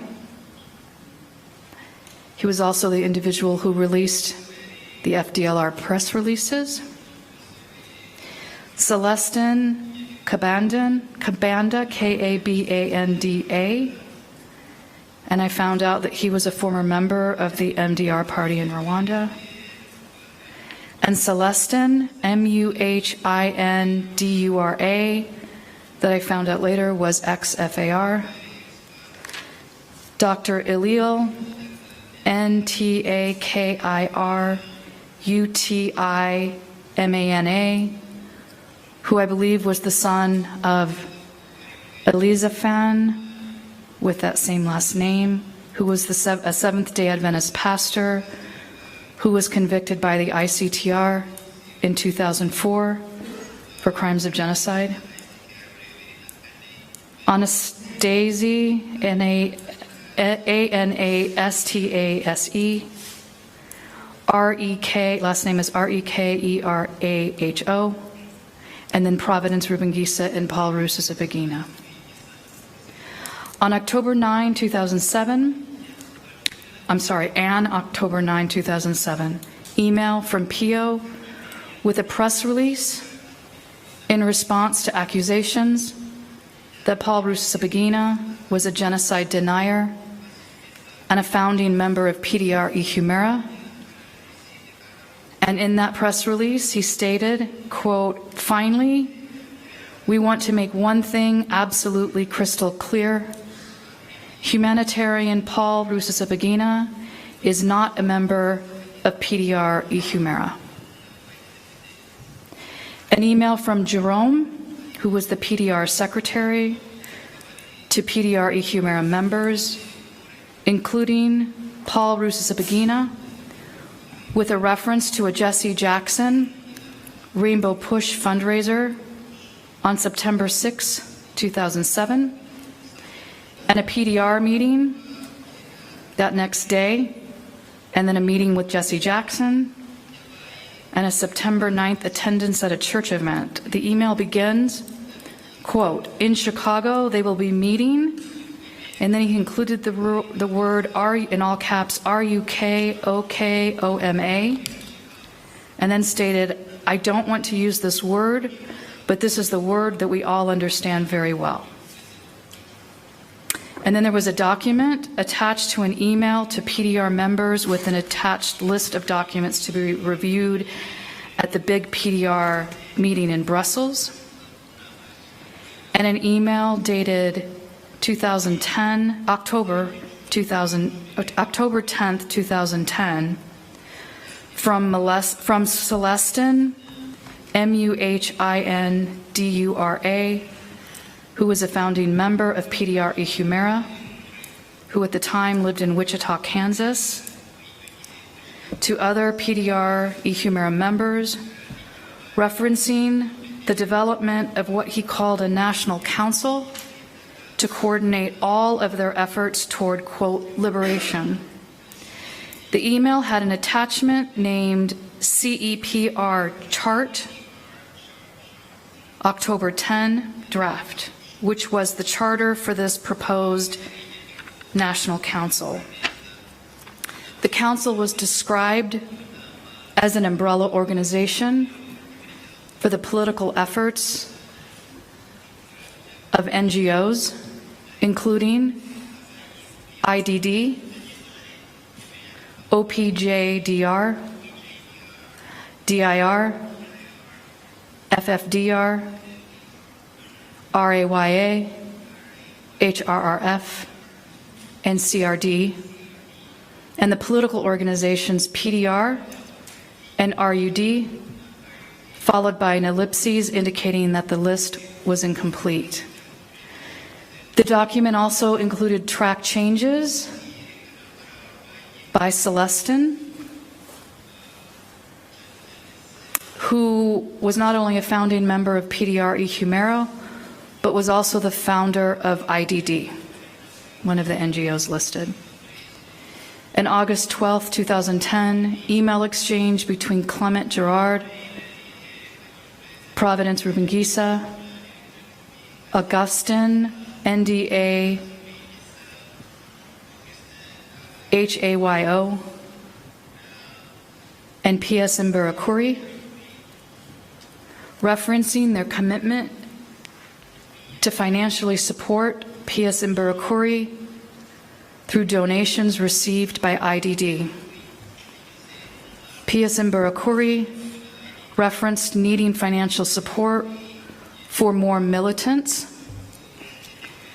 Providence Rubengisa referenced the UK decision to stop aid to Rwanda until the government released all political prisoners. Clement responded to the request for financial support with, quote, "We consulted with Celestin and he agreed to donate as much as we could through IDD. So now I am going to ask how much is available. I gave my 100, close quote. Numerous emails and attachments about Rwanda briefing, inter-Rwandan dialogue, and the Spanish indictments. A September 2010 email from Octave, MUGAB, OWIN, EZA, to PDR y Humero leaders in reference to Paul Rusesabagina's project to push the ICTR to prosecute Paul Kagame and RPF members. And there was an attachment entitled Task 1.doc, and the email included instructions on collecting testimonies on RPF crimes that were to be provided to the United Nations, with the hope of adding the testimonies to the mapping report and also to be shared with U.S. legislators for lobbying purposes. Emails regarding PDR y Humero's coordination and support of PS Mburakuri, including what appeared to be reports to PDR members and Paul Rusesabagina on prison visits. And then emails written by Mr. Rubengisa's American partner and his host family in GFR to a group of evangelical Christians in support of Mr. Rubengisa's political asylum application, which was apparently held up due to an accusation of genocide. And an email by the same American to James D. Kay with the U.S. State Department, vouching for Mr. Rubengisa, stating that in his heart, he did not believe Mr. Rubengisa committed genocide. I believe the State Department employee was targeted by Mr. Rubengisa, who had met his daughter through the same refugee resettlement agency I referenced in the beginning of my testimony, who then referred him.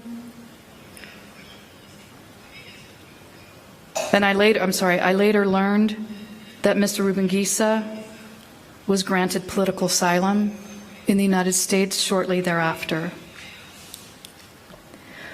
When I evaluated the emails collectively, which took me a very long time, what I was able to glean from them, combined with my other sources of information, was that Mr. Rubengisa and Paul Rusesabagina appeared to intentionally target Americans with political connections and other talents, such as writing.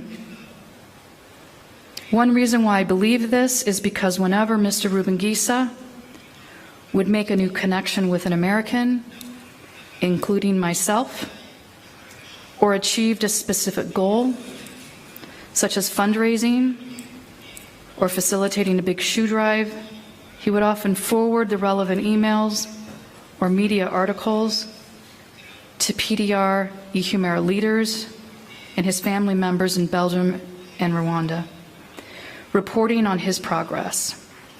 It also appeared as though most of the political opposition groups worked in very close coordination, and org charts that were included as email attachments appeared to indicate that they were all related.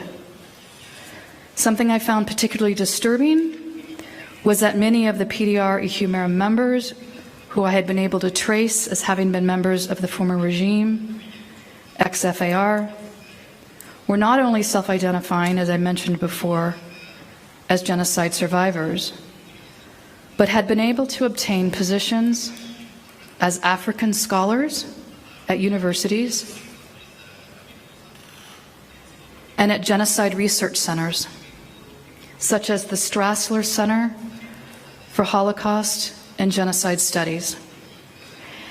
And some had even received scholarships reserved for scholars working to prevent genocide. Others were in policy positions in the United States and Canada, and some even held UN positions. It was very clear in their internal discussions that they used these positions to disseminate propaganda, narratives of the genocide that were not supported by experts and scholarship, but were consistent with the pre-genocide propaganda campaign, a double genocide theory, or a Tutsi genocide against the Hutu. There were also emails and attachments about the Veritas Rwanda Forum and the Intro-Rwandan Dialogue that appeared connected to the Spanish indictments of 40 RPF members. Emails regarding 2 meetings for the Intro-Rwandan Dialogue included names of those who attended, and I noted that most of the attendees were members of PDR Ihumera, including Paul Rusesabagina and Providence Rubengisa. I now want to talk about another grouping of emails I obtained that contained information highly relevant to this case. At some point in approximately 2009 to early 2010, before I had become suspicious, I agreed to allow Mr. Rubengisa to use one of my laptops. When I got the laptop back later, I noticed approximately 80 emails in .eml format, which is Microsoft Outlook. They were contained in a temporary file. I ultimately moved them to a permanent folder. I saved them in PDF format. I also made sure to save them in their original format. Some of the emails I took screenshots of as well, and you can see at the top of the photo a reference to the temporary file. Among these emails were the following.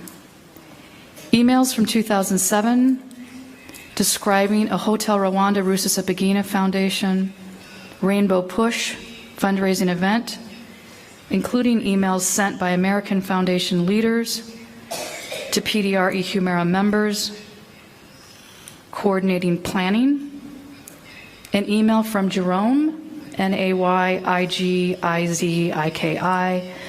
to 51 what appeared to be PDR Ihumera members, but this one did not have any American Foundation leaders included, with an itinerary for the event, including the Rainbow Push fundraising event on September 6th, a major PDR Ihumera meeting the evening of September 7th, and another event on September 8th, and emails describing the Foundation's planning for a Truth and Reconciliation Commission. An email dated January 23rd, 2007, from John Calvin, NTA KIR Elizaphan of the same last name, notifying 25 PDR Ihumera leaders, including Paul Rusesabagina and Mr. Ruben Gisa, of his father's death. The email characterized his father in very positive terms, including stating that he, quote, lived a life of service to the Lord. John Calvin also thanked the email recipients for their support and prayers.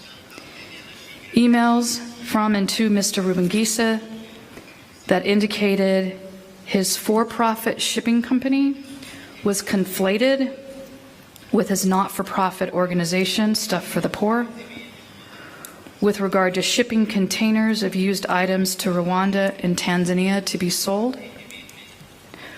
More emails from and to Mr. Ruben Gisa about mineral dealings in the Congo. A June 18th, 2000 email from an American leader of Hotel Rwanda Rusesabagina Foundation to Jean-Pierre Busogi and Mr. Ruben Gisa, approving of their draft, and a letter to President Bush from Paul Rusesabagina with suggested edits. A May 14th, 2007 email from PO to PDR and Foundation leaders, including Paul Rusesabagina, with a draft attachment with PO's edits for a Foundation press release announcing Paul Rusesabagina's meeting with Nancy Pelosi on May 15th, 2007. A September 20th, 2006 newsgroup posting containing the text of Paul Rusesabagina's September 20, 2006 letter to President Bill Clinton, posted by a PDR Ihumera member asking for edits. Also, Providence Ruben Gisa's Skype was still,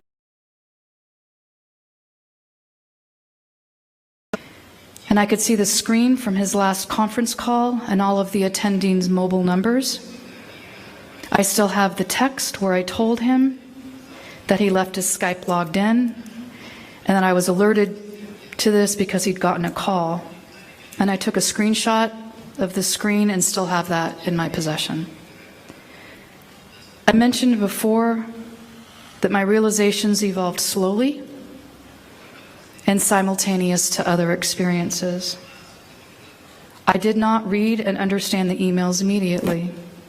Rather, it took me time to go through them and make sense of what I was reading, including piecing together what I could translate.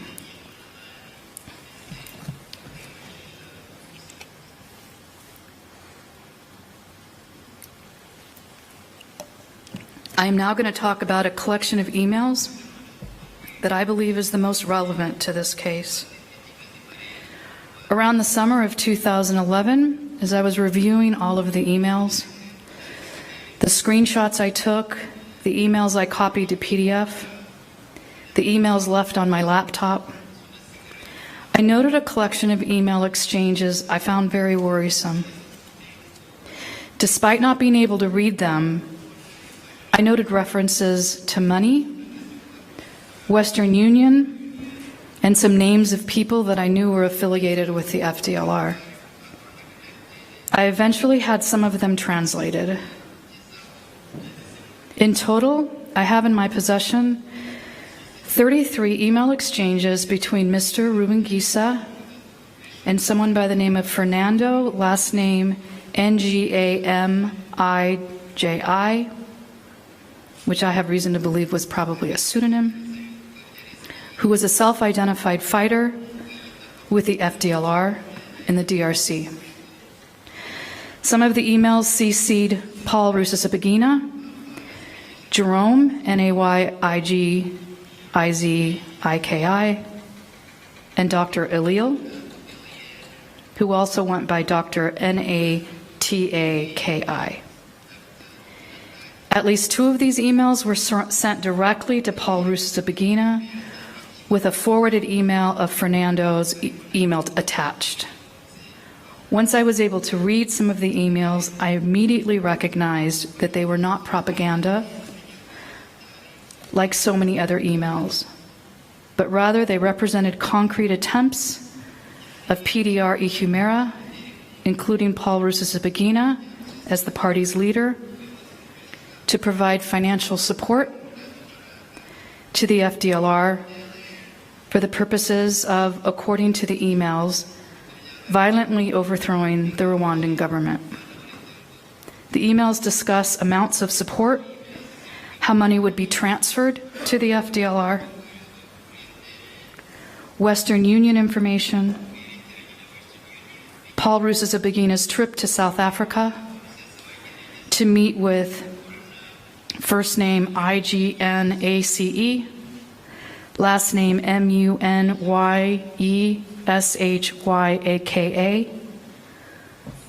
who was an FDLR leader, for the purposes of buying weapons, and also included detailed information on the weapons requested by the FDLR soldier, and a discussion of how and where the weapons would be purchased.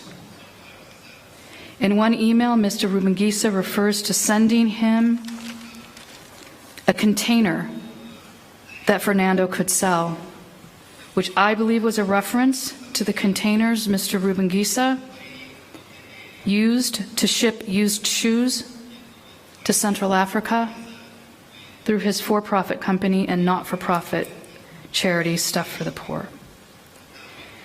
PDR y Humera budget information was also discussed in an email from Mr. Rubengisa to Paul Rusesabagina.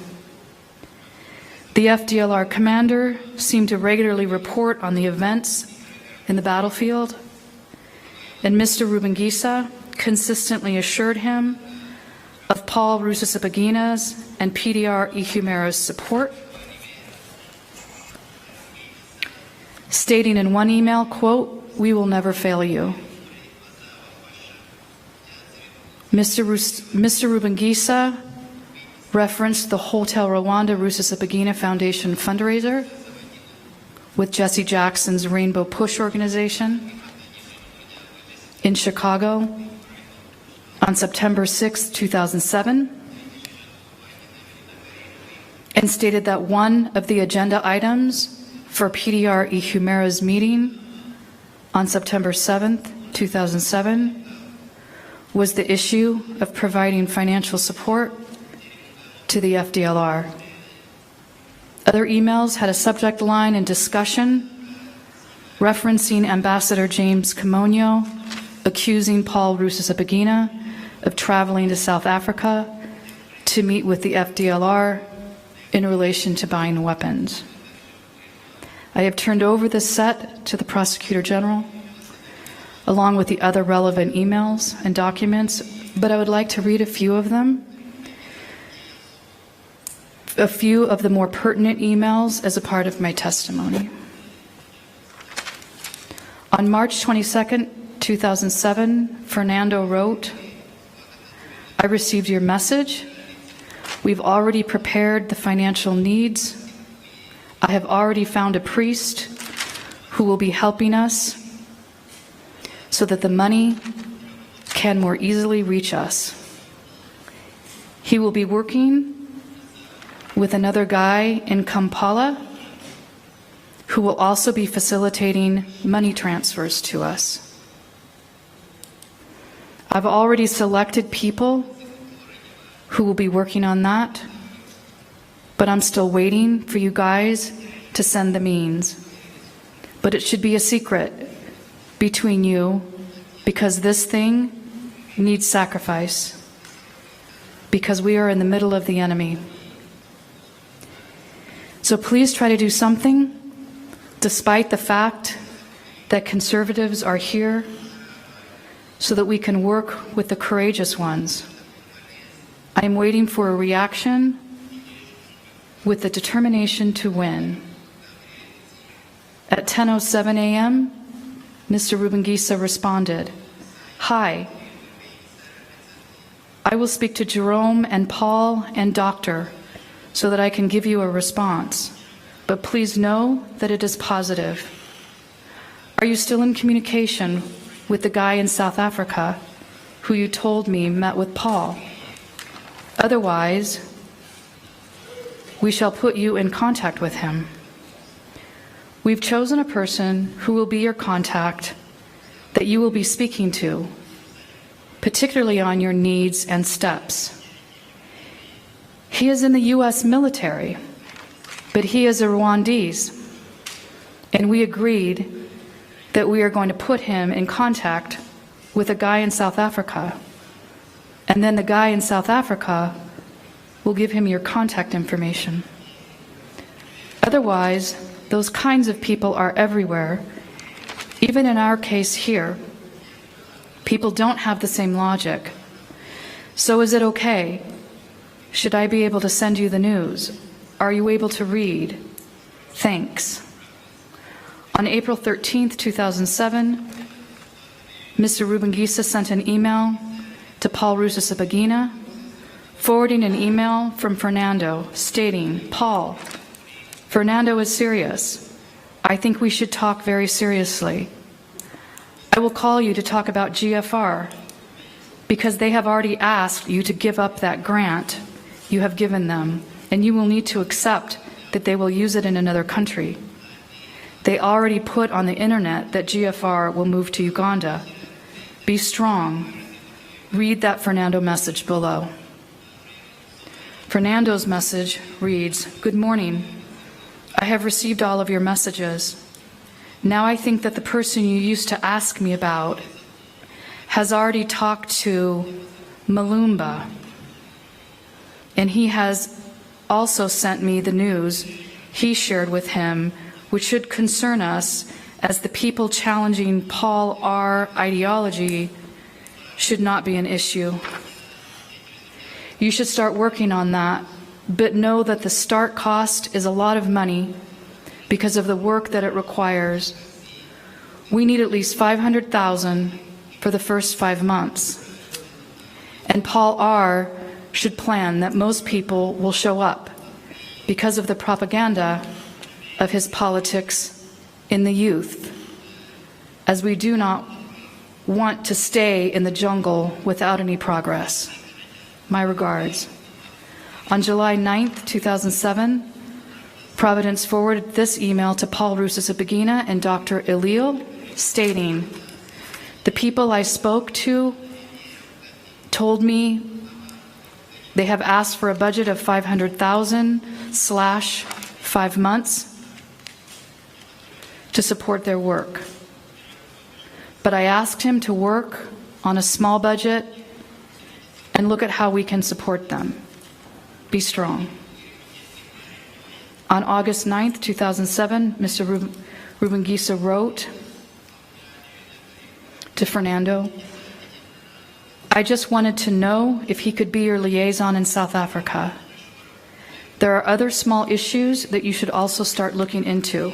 For instance, to send you money if the Western Union method is not working, if Kagame closes the other area. What would be Plan B? I have another question for you that I think I'll be asked by my colleagues here. Now that we've started working together, what about those people that you've been working with? Now that we're going to be supporting you financially, if things go well, is this going to create any problems between you guys? In fact, you should talk and let us know about your position. Can you guys find the landmines there if we give you money? What about those that can bring down the birds? Can they be available from there? If you think you have those that can bring down the birds, military tanks, and the landmines, do you think that will be enough for you to carry out the operations? In short, you let us know what you need, and what you have there,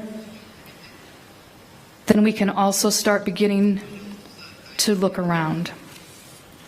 Fernando responded, "How are you?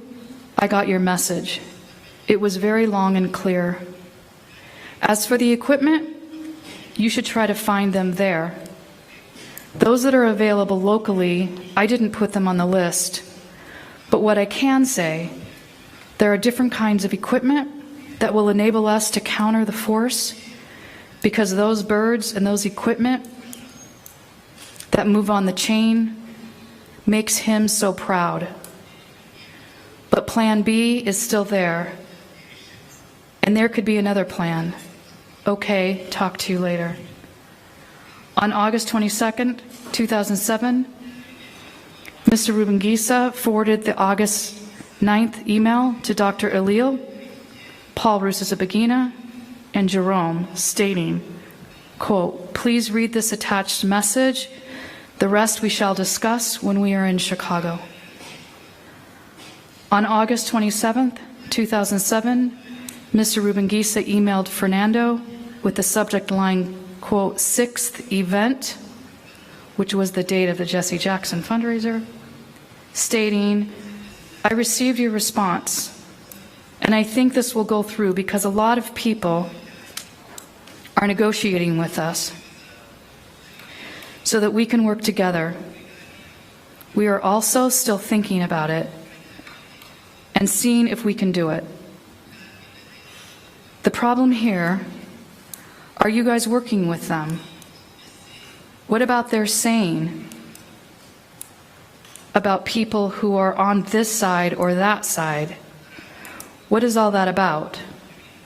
Please respond, because we have a very big meeting in Chicago. That's where we shall discuss your problem in detail, because there are things we don't want to discuss on the phone. It will be better for you to be together and avoid divisions. And by the way, what is your position? If you have any more information that you want to send to the members of our party, you can let me know. But it would be better if you wrote a message so that I can read it in the meeting. It would be interesting for the people in the meeting to hear that I am reading your message. Be strong, be vigilant. We are doing the same, and we shall never abandon you. Providence." On September 17, 2007, Fernando wrote an email with the subject line, "Paul R. versus Comonio," and in parentheses, USA, stating, "Hi, I received your information. I heard on Voice of America Kinyarwanda program, Paul Rusas and Comonio and others. Even though Kagame doesn't accept the opposition from our side, I believe he will one day bow down. It's just a matter of time." Mr. Rubengisa responded, "How are you? Has the fighting stopped? There is a time you told me these people who are helping you politically, but you didn't tell me who they are, because for us, in PDR, people are confused. Those divisions that we are hearing about between you, are they for real? We are hearing that Munye Shayaka is on the other side. What is that? What we really want is to know where we stand exactly, because we want everyone to be on the same side so that we can fight Kagame, because he is our problem. Those divisions serve nothing other than making him stronger. People are absolutely ready to contribute money every month, but we want to do it in a manner that shall not make us go backward or fail, but to be able to sustain and never quit. So please help us and look at those small issues and address them. Talk to your guys, and I'll talk to my guys, and we'll find a solution. Thanks.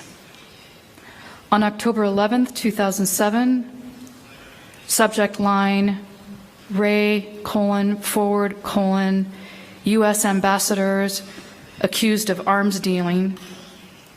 Fernando wrote, "How are you? On this side, we are okay, and the fight against Nakunda is going well.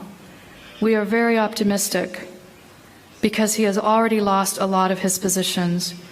He is now in the mountains, close to the bamboo forest. Please send me again your message because it didn't come, except the subject, because I am waiting. Who knows what happened to that message? Stay well." At 4:20 p.m., Mr. Rubengisa responded, "Hello, we are okay and we are very happy because of how you are hitting Kagame, since there is no difference between Nakunda and Kagame. I met Paul face to face on the other issue of supporting you, and he accepted your proposal, and we agree that we are going to do mobilization so that we can start sending you the support at the end of December. I also told him about the other equipment that you've been asking for and asked him to speak to our businessmen in Europe and see how we can find those in Asia. He told me that he is in contact with MURWANASHAYAKA.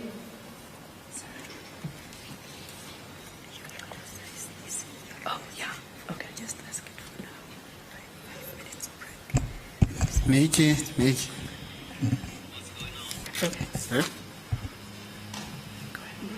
Niki.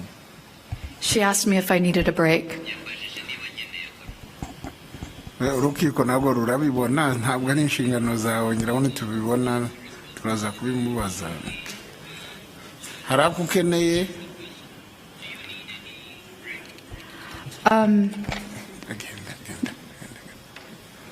harakaruhuko ukeneye umutanga buhamya. In a few minutes would be good. Just in a few minutes. If I could get through these, then I'd like to take just a quick break. Usigaje bingana iki? Ibisigaye. I just have a few more.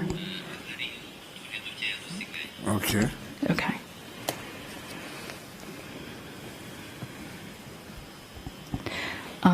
Ubwo wakomeza ni wumva ukeneye akaruhuko tubwire tukaguha. Okay.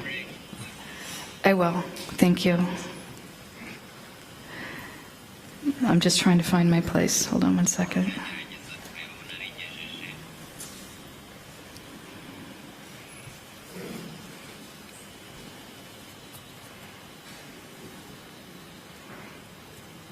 Okay. I'll reread this. At 4:20 p.m., Mr. Rubengisa responded, "Hello, we are okay and we are very happy because of how you are hitting Kagame. Since there is no difference between Nakunda and Kagame, I met Paul face to face on the other issue of supporting you, and he accepted your proposal, and we agree that we are going to do the mobilization so that we can start sending you the support at the end of December." I already read this part about Asia. Even though other people have limited capabilities, we have our Paul, who was given to us by God because he can reach anywhere. But the good thing with him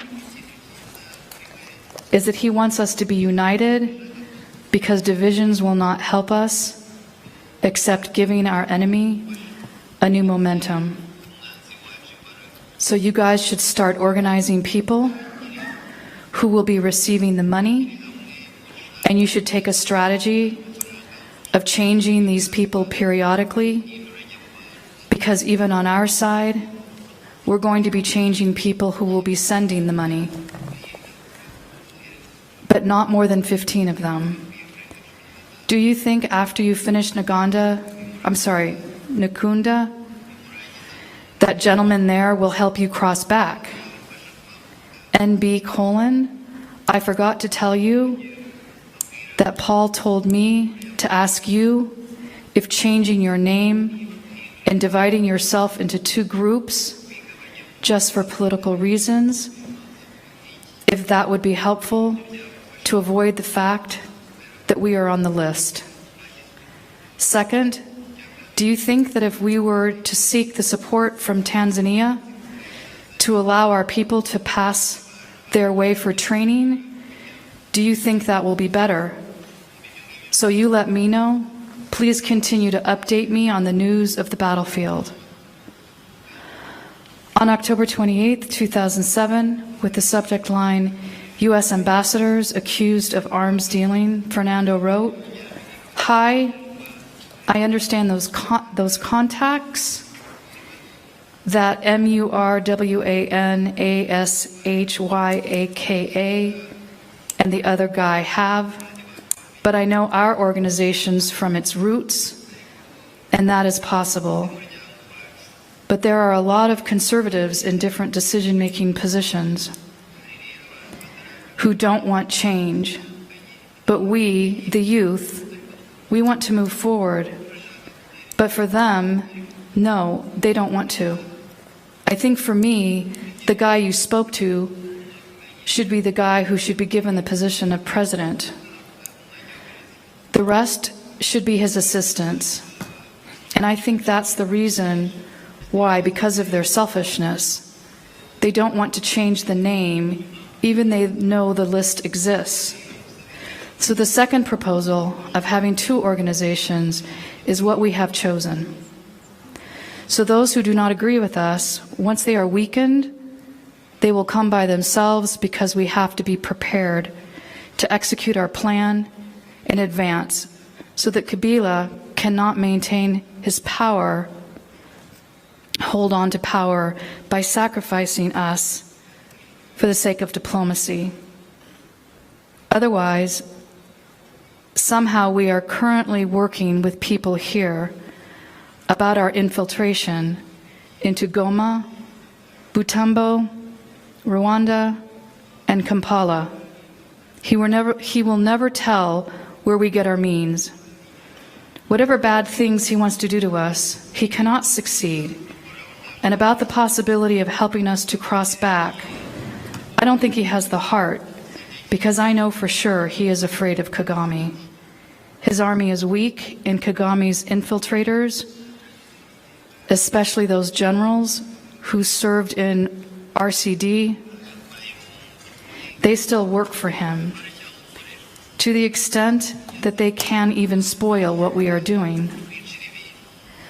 Another point is that if we create a second organization, Kagame will not be able to say that it is the FDLR that changed its name, because by the time he will be saying that, what is important is to capture Rwanda, and then everyone will get their share.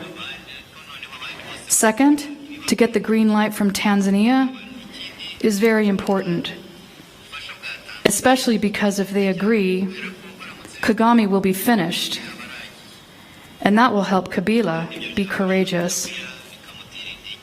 And Tanzania is more influential than any other country in the Great Lakes, particularly on political, military matters. That means victory shall have come, and the enemy will be obliged to defend himself on many different fronts, and he is going to be weakened from all over. In fact, tell him to move faster, because Tanzania has a successful history of helping people get into power. They are unstoppable. It's a known fact in the region. 3, briefly, the president of the outside opposition, who was credible, should be the guy that we speak to, so that CI and USA should bring us together, coordinate us, because we are the majority. Speak to you soon. Mr. Rubengisa responded, "Are you okay if I take a really short break right now? I have just a couple more emails, but they're a little long." ntacyo bitwaye Okay. hatube tugoye akaruhuko Thank wabuze you. cyane Thank you. kadufate nk'iminota 10 turebe ko umutangabuhamya yaruhuka wiburanisha ribaye risubizwe waba wisubiriye mu mwanya ukaba wicaye bamufashe. Thank you.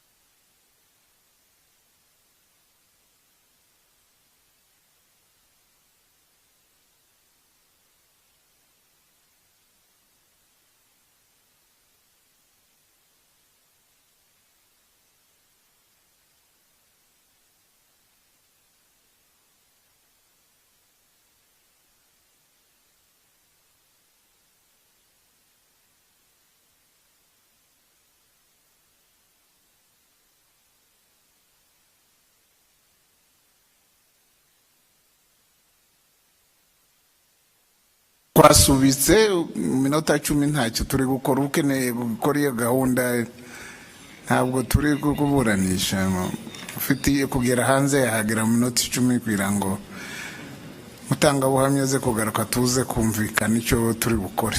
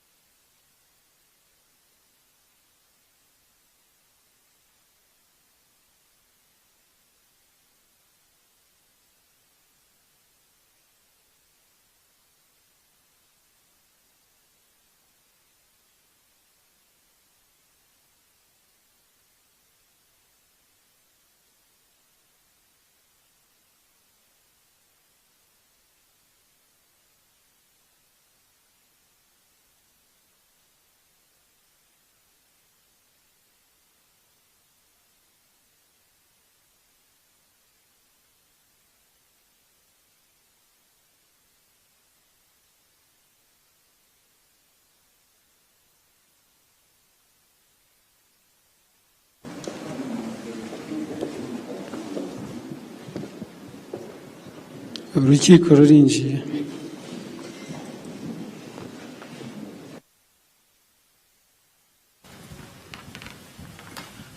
Nimwicare.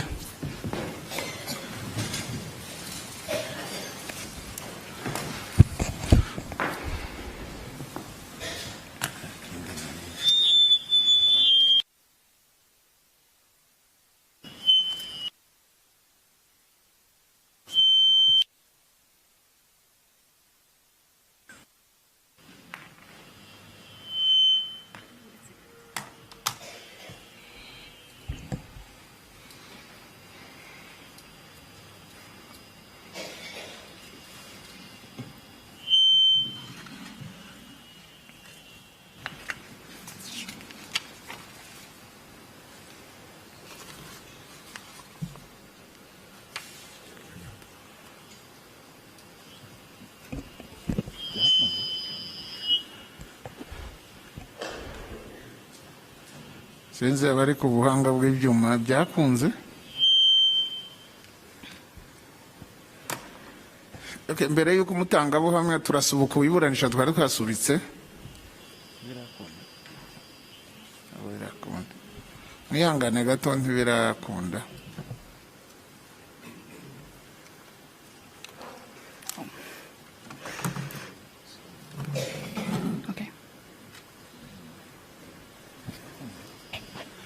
Okay, mbere yuko umutangabuhamya agira icyo atangira kuvuga, abandi byakunze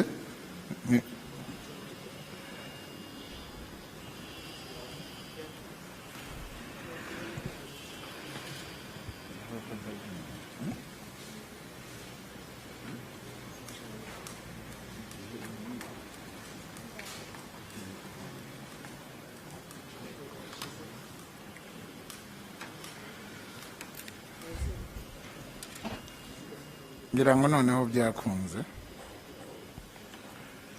Okay, amasaha aragiye, turagira ngo mbere yuko umutangabuhamya ko twemeza ko akomeza tuvugane. Urabona uko turabona hari ibintu byinshi agifite byo kuvuga.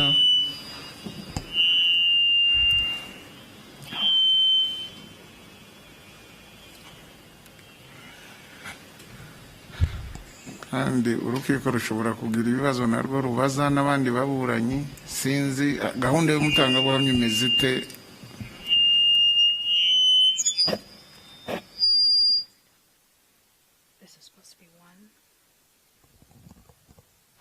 Ku buryo ejo mu gitondo kubera ko dufite iburanisha twamuheraho nka saa tatu n'igice akaba arangije. Hari icyo mushinjacyaha mushaka bivugaho? Reka rimwe tubaza noneho nawaze ko Nyakubahwa Perezida, twari twabonye ko afite ikibazo, ntabwo byari byatangiye gukora, icyo twariho tureba ariko byakunze noneho arumva. Merci.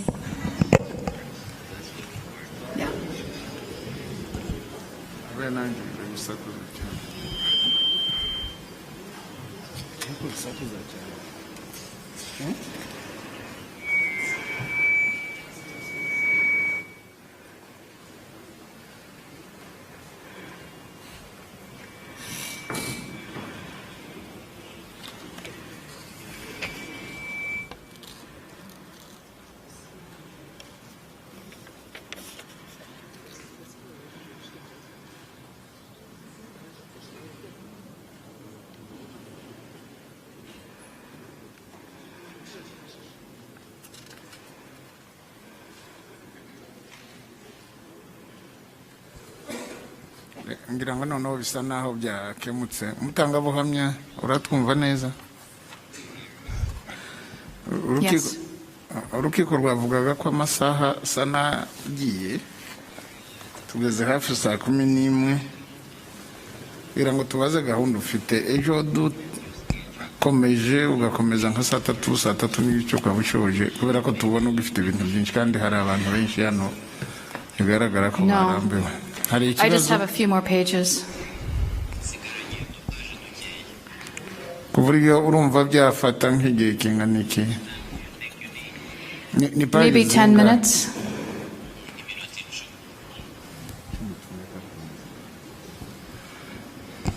ngira ngo abandi mwakwihangana iminota 10 ntabwo ikiri myinshi tugasoza no mutangabuhamya mwihangane nta iminota 10 ntabwo ikiri myinshi kugira ngo ejo tuzatangirane n'undi. Okay, noneho wakomeza. Okay. Providence responded, "Hi, there's a lot happening in a very quick way, to the extent that there are things that we have to do quickly so that we don't lose the opportunity or even find out if these people have adopted or taken another solution, especially in this area where we Hutus are. So people have adopted or taken another solution, especially in the area." I'm sorry, I just repeated that. So the information we have is that Americans are tired of Kagame, but they are saying that because the information we have is that but they are saying that because Rwanda is peaceful, we have to leave it the way it is. So we have to do everything possible so that something happens as soon as possible. And that thing about the name is very urgent, but I will let the other man know that you are in agreement, then we shall discuss about the name. Murwanashyak.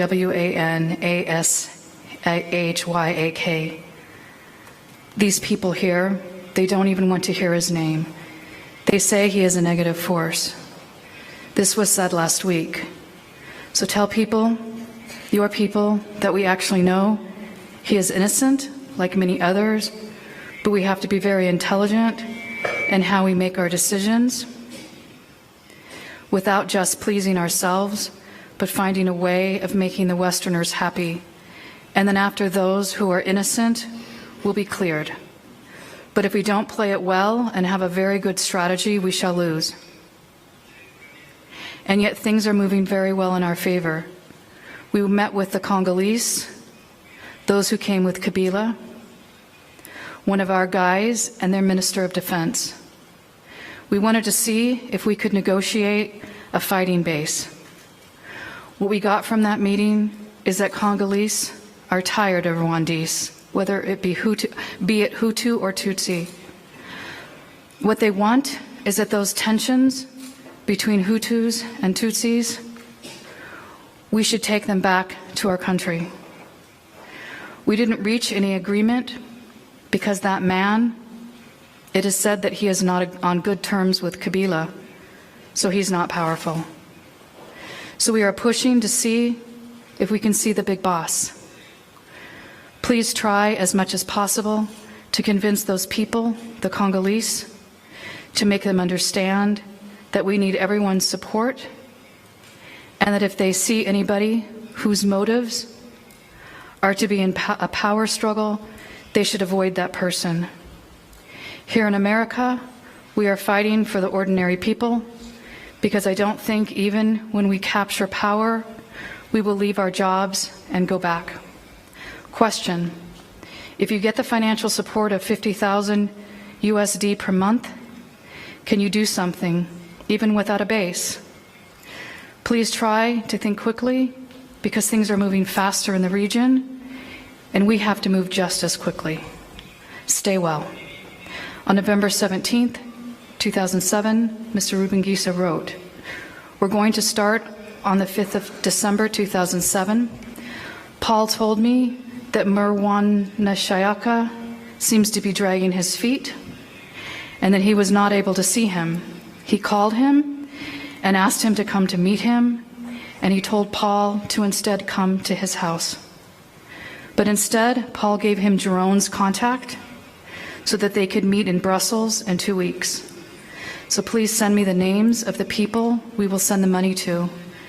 Please know that the amounts will be increasing every month because we agreed to start with a few people, and then we shall increase the amount every month. Stay well. NB : this time you'll get the money from Goma, but give us different people's names. Fernando: hi, here are the names of the people who will cash the money from Goma. As you had asked me, they are, and then there's 3 names. and then North Kivu, Goma, DRC. But when you are done with transferring the money, those through Western Union, please send me on each case the name, last name, first name, address, telephone, amount expected, town and country of origin, money transfer code numbers, question and response. That will ease the operation. God bless you. On November 18, 2007, Providence forwarded the November 17th email to Jerome and wrote, Jerome, send this email to Antoinette. Next month, those are the people we are going to send the money to. Thank you. The last email was sent by Fernando to Mr. Rubengisa on December 11th, 2007, stating, hi, it's Fernando greeting you, and I want to inform you that I changed my email address because my old identity is known by many people, and I get a lot of messages in my box that are mixed, so I will close it in 1 week. So correspondence shall be sent to this email. What about the other program where Jerome was going, Mirishwanyaka in Brussels? Did that happen or not? When is Rusesabagina expected to arrive in Lusaka, Zambia? Because there are people who went there to steal his assets. I'm following minute by minute, but accept that their ideology is short-sighted because they will not succeed. That is what I am getting from people who called me on the phone. That is it for today.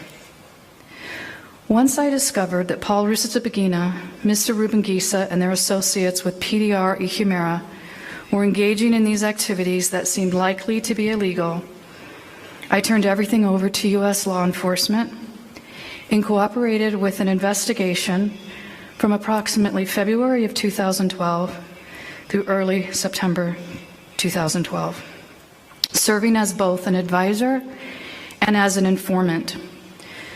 During several of the meetings I had with Providence Rubengisa, they were also monitored by U.S. law enforcement. I want to mention something right now about that I think will impact potentially my credibility, and I want to be very transparent. I mentioned earlier that I came to Rwanda. I came to Rwanda in December of 2011 with another American scholar, academic, to attend a conference. It was my desire at that point, once I handed everything over to law enforcement, to transition to an academic role in support of Rwanda. So I had the hope at that time with the other academic that we were going to sign a contract with Rwanda to help in a more academic way understand the nature of the diaspora relations in a positive way. When I met with U.S. law enforcement, they asked me to postpone that, and I agreed to do that. After I was done working with law enforcement, I then signed a contract with the Rwandan government to provide academic support. Because of the nature of the work I had done with U.S. law enforcement, it was advised to me that I should register for the Foreign Agent Registration Act. I did not have any intention, and nor have I ever lobbied the U.S. government on behalf of the Rwandan government. Everything I did of my own accord. But because I had worked with the U.S. law enforcement, I wanted to be very transparent because the contract involved paying me for my scholarly work. The FARA application is public record. I will talk in just a few minutes about how that has been used against me and my credibility. Very quickly, I just want to say, and I only have 2 pages left. When I met with Mr. Rubengisa, when I was working with U.S. law enforcement, he ultimately disclosed much of what he was included in the emails, including his contact with the FDLR fighter and Paul Rusesabagina traveling to South Africa to meet with Mirwanashayaka. I met with him on June 4th, 2012 at a restaurant in the Chicago metropolitan area. I took very detailed notes, and U.S. law enforcement was monitoring this meeting. During a discussion about the FDLR conflict in the region, Mr. Rubengisa stated to me, "You know, I was in touch with them for 3 years ago. I was communicating with them." I said, "Who?" And he said, "A guy from the FDLR." I said, "How do you know he was really the FDLR?" And he said, "I know it was, but then Paul, he messed it up. We were supporting and things like that, and I set the whole thing up. We always did that, made Paul look good. And then Paul went to meet with them in South Africa, and he made so many mistakes. And we think maybe Kagame people got involved. There are people in prison right now because Paul messed things up, so they stopped communicating. They tried to reach out to me again recently because I wasn't sure who it was, because Kagame people always trying to trick us, so I didn't respond. Plus, I don't have to do that now because we can just go through people we know and have them reach their family members. Like me, I have a guy I know who I'm in touch with who was very high up in Interahamwe, who was still in the jungle. He grew up in my dad's village. I can talk to him. So talking to the FDLR people is not hard. So that way, when it comes time to fight, they will be there with us. I said, so Paul wiring the money was true. And I asked, why did he do that in his own name? And Providence responded that Paul would always have other people do it, like him or Pio, but this time he decided to send it himself. Quote, because he is lazy, and thank God he is cheap because he sent so little. The most was 800. Thank God he is cheap. Close quote. During this same meeting, he also told me that he was the one who decided to merge PDR Ihumera to start the Rwanda National Congress, the RNC, because he believed PDR Ihumera would never be successful since they only had Hutu members. He shared that although they weren't initially going to have Paul Rusesabagina join them as a founding member, they did ultimately decide to have him be a founding member in 2011 because so many Hutus followed him and thought he was a hero. They later learned that Paul was working behind their backs to keep PDR Ihumera going and was talking to the editor of an extremist Hutu newspaper run by a Hutu Catholic priest in an attempt to undermine the RNC leaders. So at an RNC meeting in Brussels a few months earlier to my meeting with him, they forced his resignation. One thing I want to talk about briefly was a text message exchange, which I still have. On September 8th, 2012, Mr. Rubengisa and I exchanged texts about their attempts to recruit rebels from Rwandan universities to help start social movements in Rwanda by building cells inside the country. But they were concerned because of the many spies at the university. Providence wrote about a friend of his named Jamaica, who was recruiting youth from a refugee camp in Uganda to enter Rwanda and create internal conflict. On September 18, 2012, we had another text exchange, and he told me that Jamaica and Alexis, Bakunzibake, of PS in Barakuri, were recruiting youth from the Nakivale refugee camp, which was further north from the Rwandan border because it was, quote, more safe. I still have this text message on my phone, and I also have it printed out and saved as a PDF file. One more thing I would like to talk about, I'm almost at the conclusion.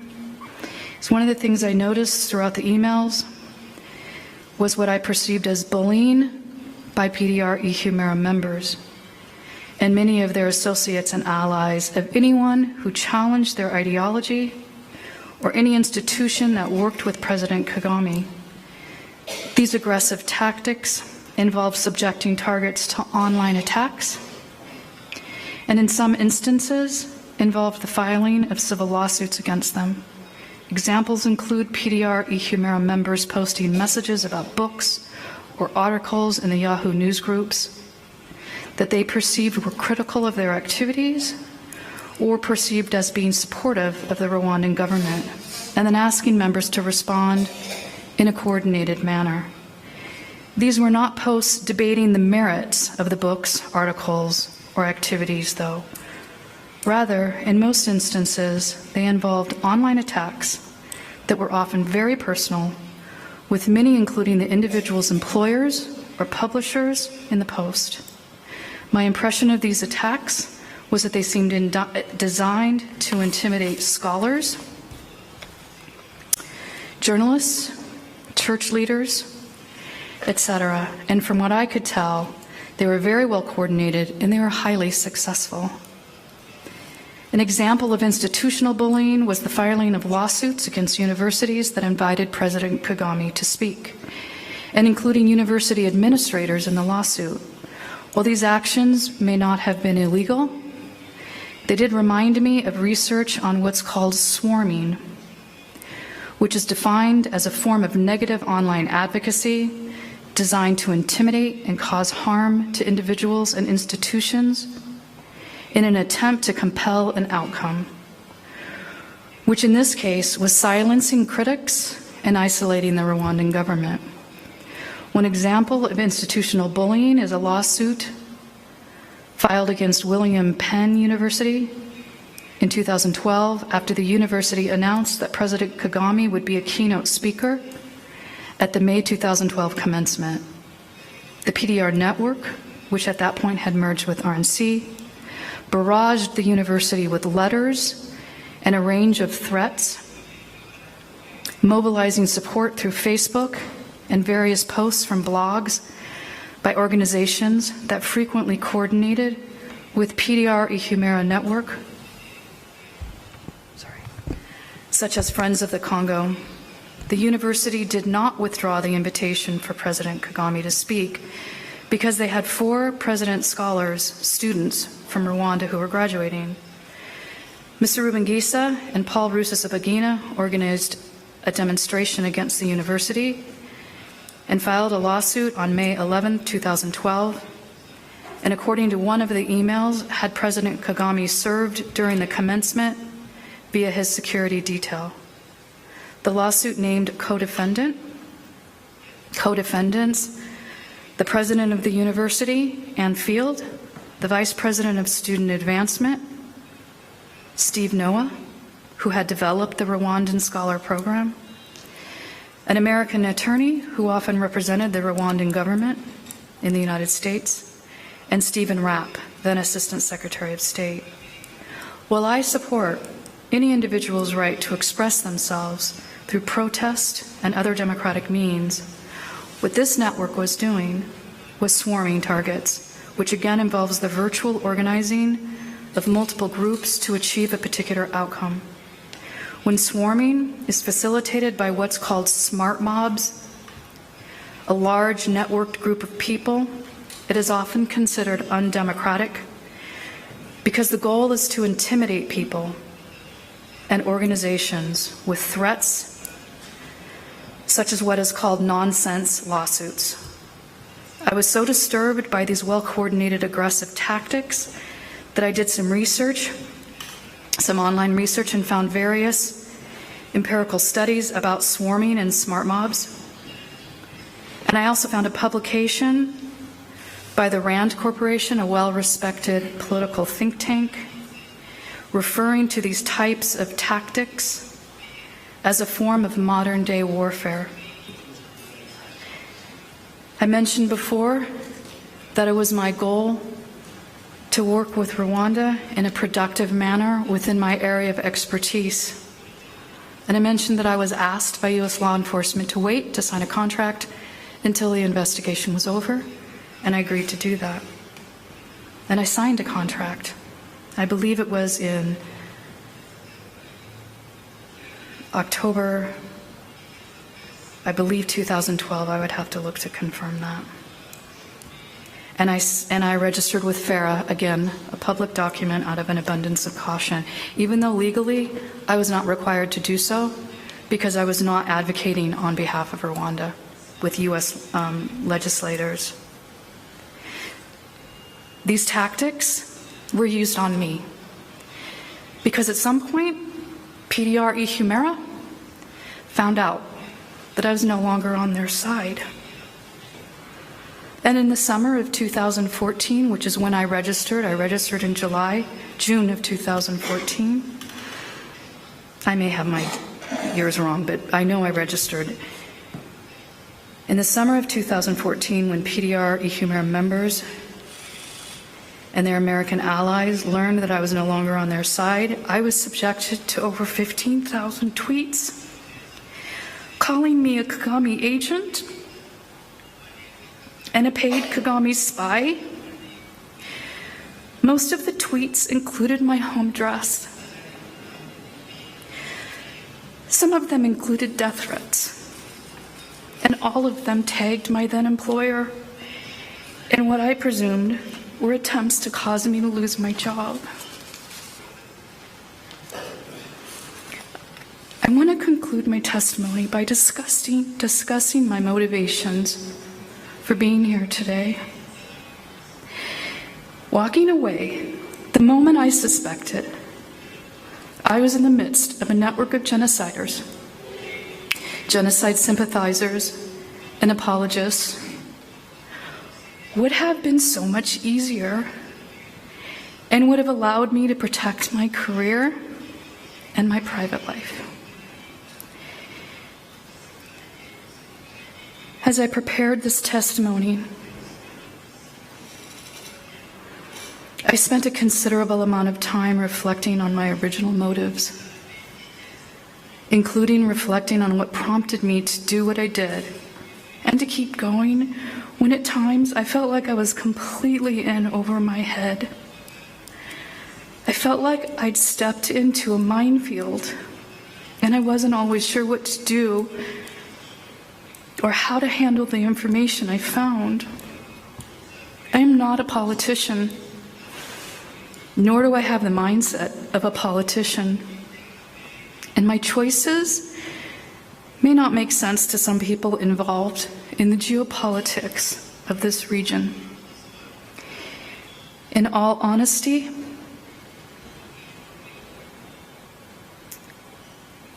I believe that what motivated me to follow my instincts and take the risks I did relates to my gender. I am a woman and I am a mother. And while most combatants in protracted civil conflict are men, women and children by far bear the brunt of the long-term burden and consequences of violence in this world. And the impact of violence on women and children was and is very personal to me. As a woman and a mother, I feel a connection to women everywhere, including women in Rwanda. I hope this is obvious, but I want to say this very clearly. The Rwandan government never directed what I did. They never did. I did this on my own. They did not influence my testimony. These are my words. And as I mentioned before, I have all the emails and documentation to back it up. It's very hard for me to come here today, but I believed it's my duty as a woman and as a mother to speak the truth about what I know and to find the courage to do something about it, including coming here today and testifying before this court. And that's all I have.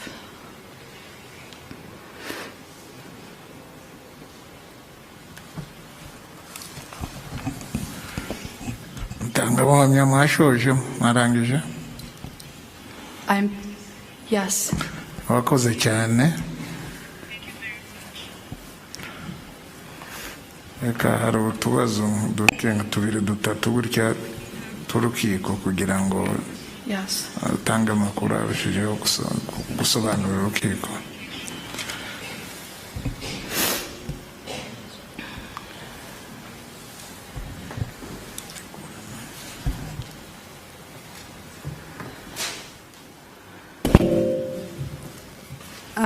watubwiye yuko hari inyandiko nyinshi wagiye ubika zirimo za email izo wavanaga kuri Facebook mu binyamakuru.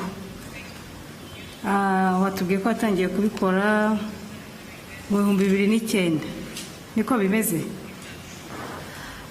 I had emails forwarded to me in 2009, but I did not start collecting emails. I have it in my testimony. I think it was approximately May of 2010. I think it was around the middle of 2010. Because I remember that it was after the American attorney came here and got arrested. It was after that point that I was certain that I wasn't dealing with genocide survivors. I believe it was after that point that I started taking screenshots and then I started copying the emails.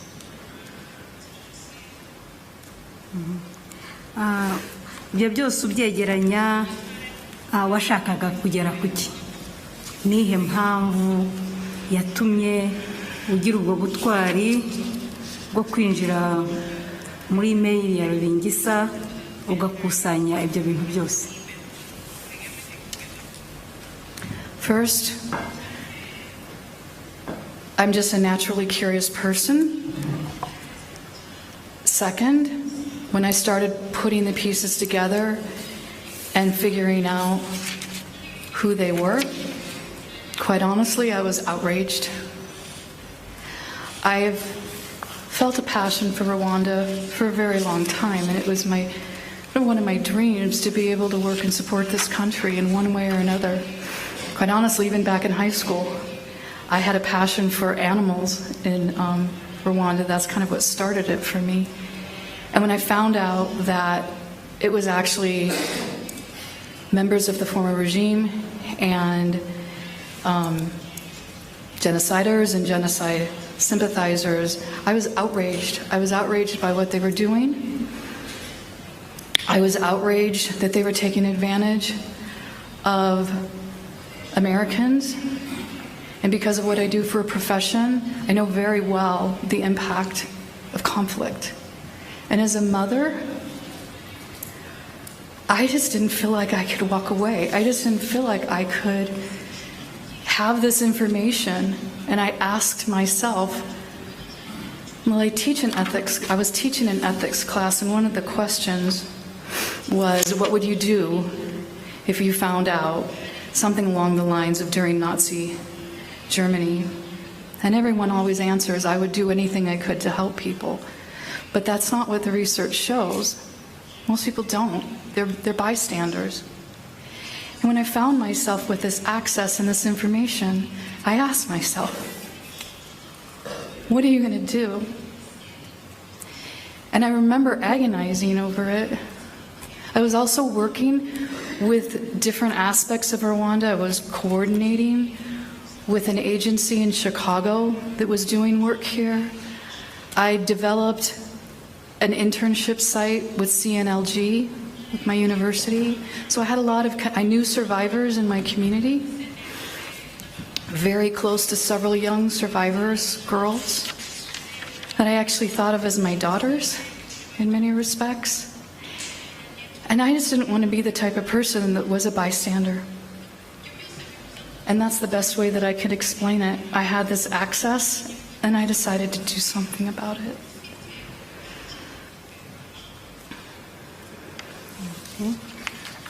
Ayo makuru uratubwira ngo wayagejeje ku nzego z'umutekano za Amerika.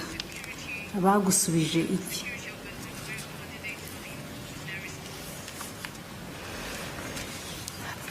I can't really talk about the U.S. law enforcement case.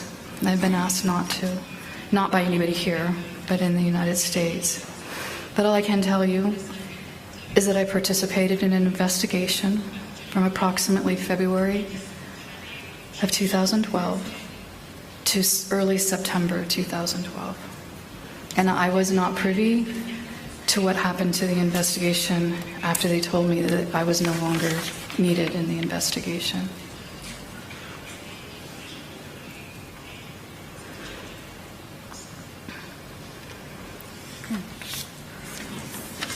murakoze. Tugarutse ku nyandiko zivuzwe haruguru wagiye umenya zinyuranye muri screenshot yawe, hari ahantu wavuze yuko watangiye kugira impungenge umaze kubona ko hari ibiganiro bitangiye kuza bivuga ku bijyanye n'ingengabitekerezo ya Hutu Power, noneho no kubyavuga kuri FDLR. Tugarutse ahangaha kuri FDLR by'umwihariko, ese waba wibuka nk'amagambo yaba mu nyandiko cyangwa mu magambo Rusesabagina baravuze ubwe, uyibuka wayavuga?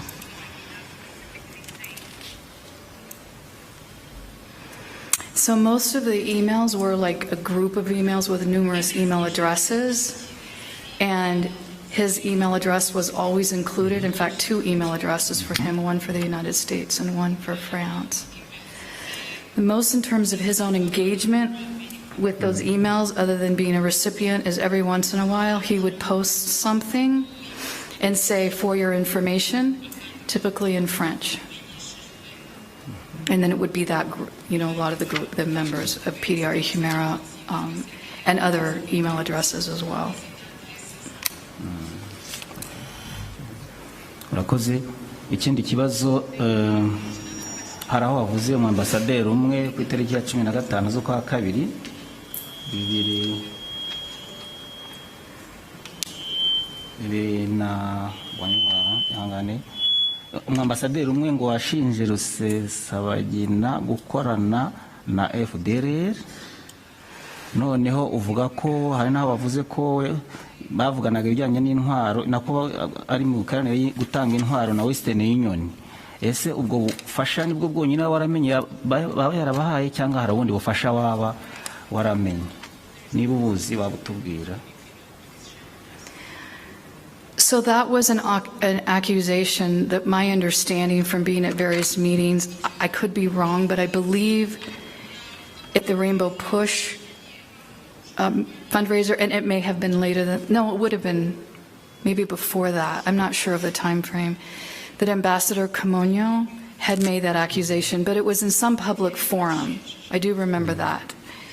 But other than that, the other information I have would be the emails that I just read to you. And I don't know if those two are related.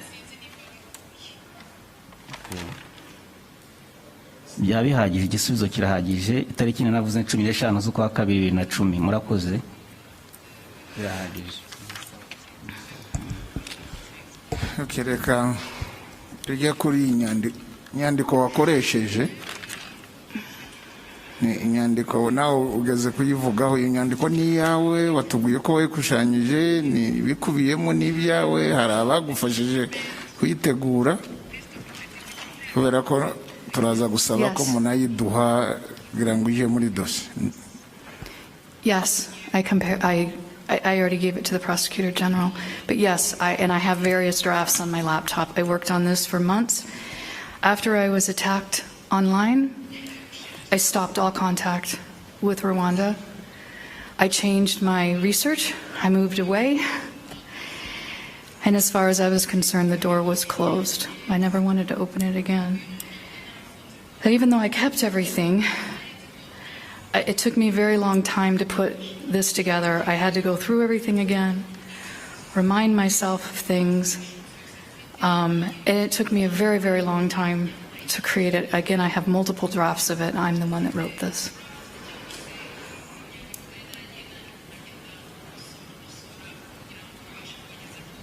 And yes, I would provide this to you. I believe it already has been provided, but if not, I will provide it to you. Kubera iki wumvise ko ari ngombwa kwifashisha inyandiko uza gutanga ubuhamya? Because for me, the way I think, I'm a writer, and as I write, it's easier for me when I write to connect things and to remember things. It's one of the reasons why I use technology so much because it helps me remember things. It helps me connect things. I'm not sure that I initially wrote this thinking that I would read it. But eventually, when it got to be so long, I just wanted to be clear and precise. And I even have, this is my copy, I have all cap headings to remind me of things if I felt like I could just talk and then read the emails, which is why I said I would prefer to read it just so I could make sure to remember everything and be very precise, because in so many ways this was simultaneous at the same time that it was linear. And it was very difficult for me to express it in a way that I felt would make sense, because so many of these realizations were occurring at the same time, but from so many different sources. So writing it is easier for me to think, and it's easier for me to express myself. noneho turetse inyandiko tukakubaza ngo ibyo watubwira mu magambo make ku buhamya waduhaye, wabirezima gute, wabisobanura gute mu magambo make, minota 2, incamake y'ibyo watubwiye byose udafite inyandiko? I would tell you that I met Providence Rubengisa through a conference that I facilitated in the fall of 2009. He was a keynote speaker for me. He told a story of being a genocide survivor. He told a story of being a hero, rescuing Tutsi. He told, in the conference, in the workshop, he told us about his charity stuff for the poor. He told us about fleeing into exile. I came up afterwards to thank him, and I told him how impressed I was and that I wanted to help him. We started working together on that, and I provided a tremendous amount of support for him. And again, I have those emails as well as the documents that I created for him, website. I wrote a lot, I mentioned a lot of his correspondence. I wrote conceptual things, I made contacts with people, I facilitated shoe drives. And then at some point he wanted me to write. I was hired as a ghostwriter on a couple of occasions for a few books, and he asked me if I would write his autobiography in fall of 2009, and I agreed. I interviewed him several times, and I have all the notes from that, and I can tell you it's 13 pages of detailed notes.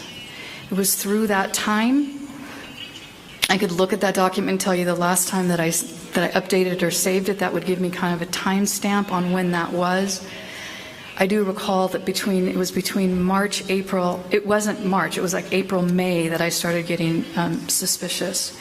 I would tell you that he introduced me to Paul Rusesabagina in the fall of 2009. I recall driving down to Chicago and calling my niece and telling her I felt like I was going to meet royalty. I was so excited.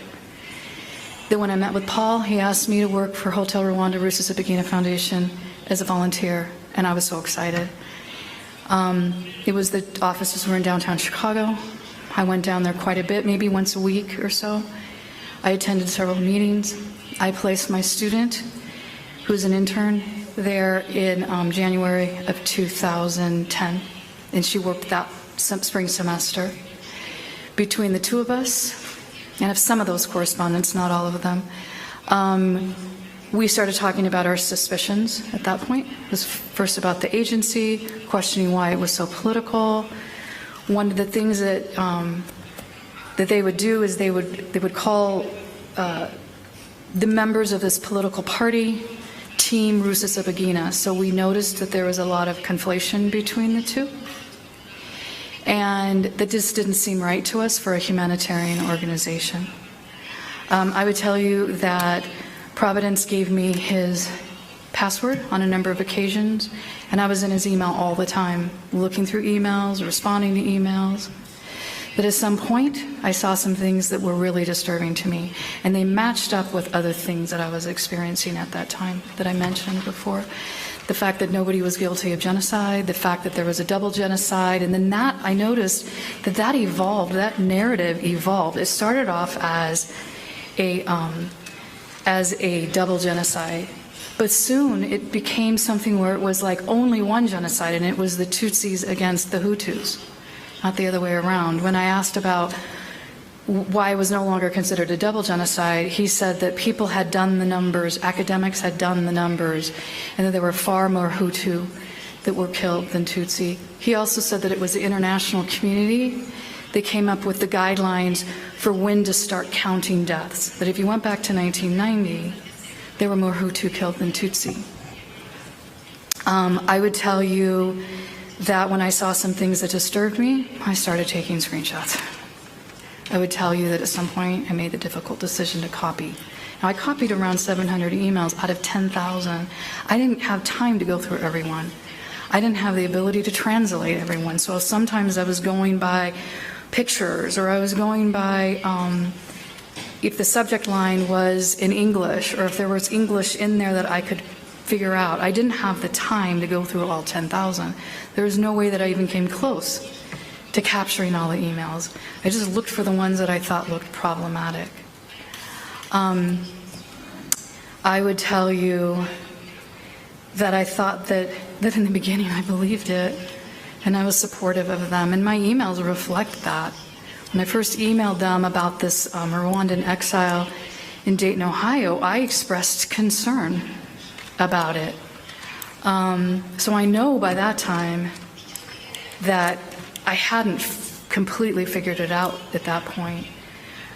I would tell you that when my students started coming to me with concerns, that added to my concerns, very much so.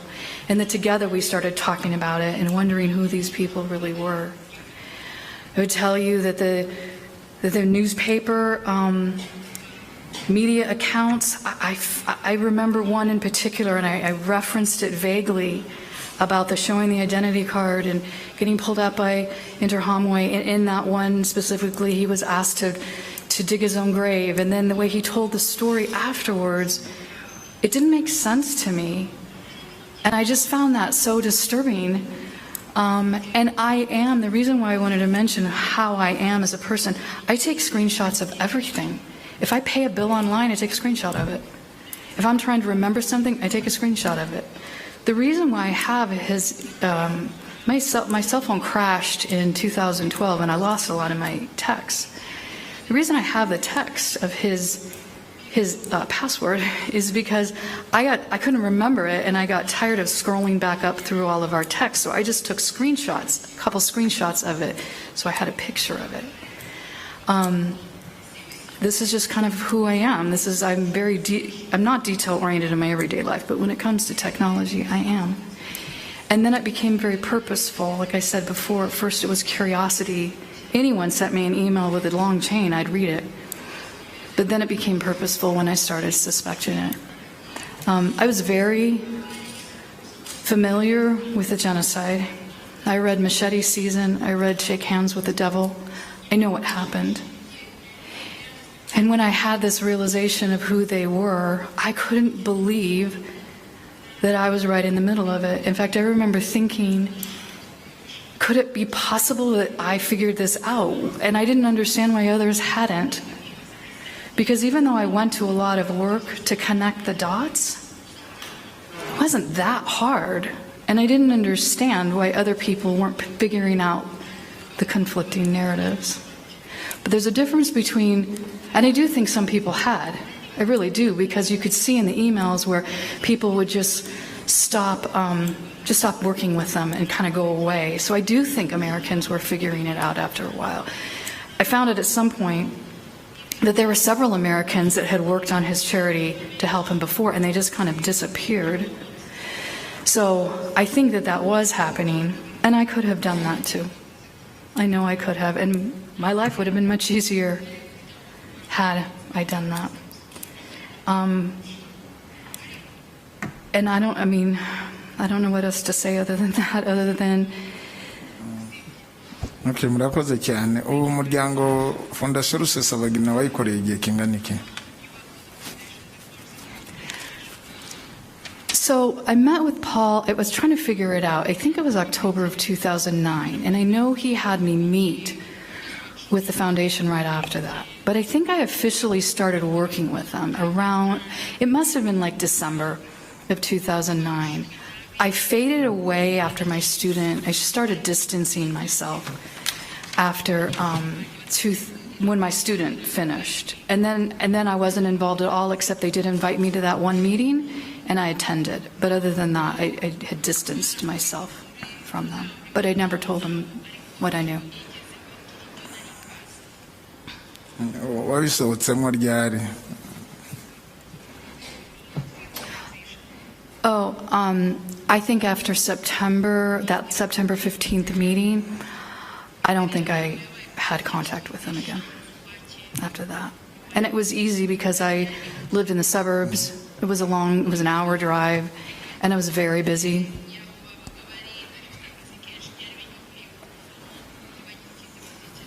So it was kind of a natural phasing out. Urakoze. Ikindi kibazo, uretse ibyo waganiraga na Rubingisa, wowe wigeze uganira na Rusesabagina ku birebana n'imikorere ya PDR, imikorere ya FDR n'imikorere ya RNC? Did I talk with him? Wowe ubwawe? No, I did not. Hari imeri ye ya Rusesabagina waba warabonye ivuga ku mikoranire ya PDR na ku mikoranire ya PDR cyangwa se mu fondation ye na FDR na RNC? Imeri yanditswe na Rusesabagina. So I can't say with certainty because I have not translated all of the emails. There are a lot of emails I never translated. Kinyarwanda or Swahili is only good so far, so no, I don't know, to tell you the truth. There may be emails. He wasn't active in terms of having a lot of conversations online. Like I said, he was a recipient in most of them. And there are times where he would, again, share information and say, let's discuss, or for your information.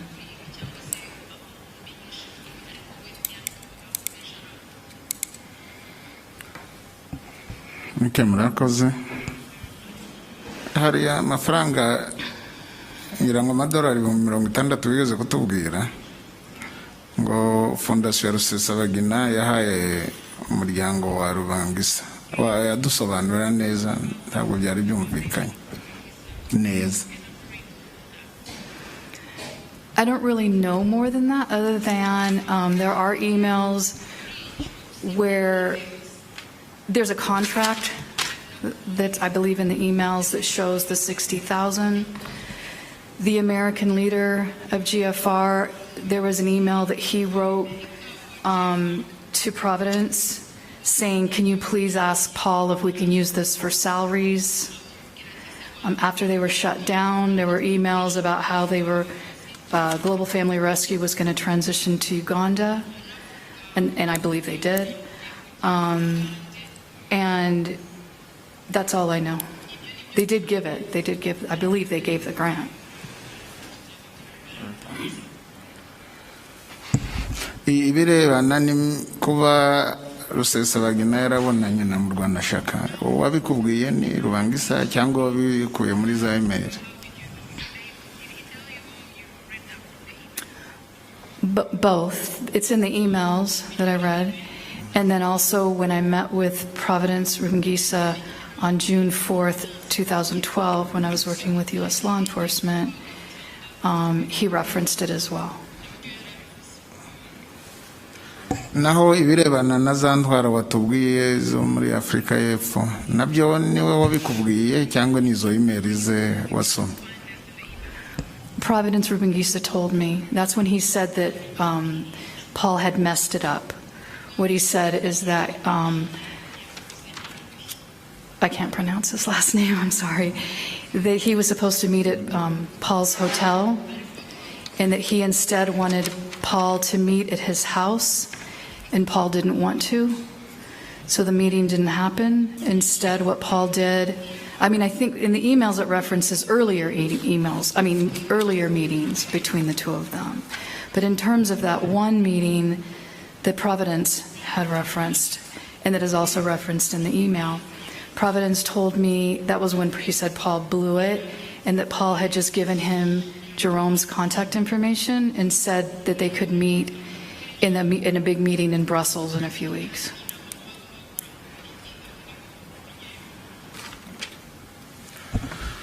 umutangabuhamya wakoze cyane turagushimira nkeretse nimba hari ufite akandi kabazo ko kubaza umutangabuhamya nawe ubundi ngira ngo twasoreza tunabasaba tubabarire twatinze cyane ariko muri ubona ko byari ngombwa abandi baburanye hari ufite akabazo ka precision kandi akabazo yashaka kubaza umutangabuhamya cyangwa ubushinjacyaha ariko nimba ntawe twasoreza ngo turabona ntawe katwongere dushimire umutangabuhamya wakoze uretse kugenda uraza kudusinyira inyandiko mvugo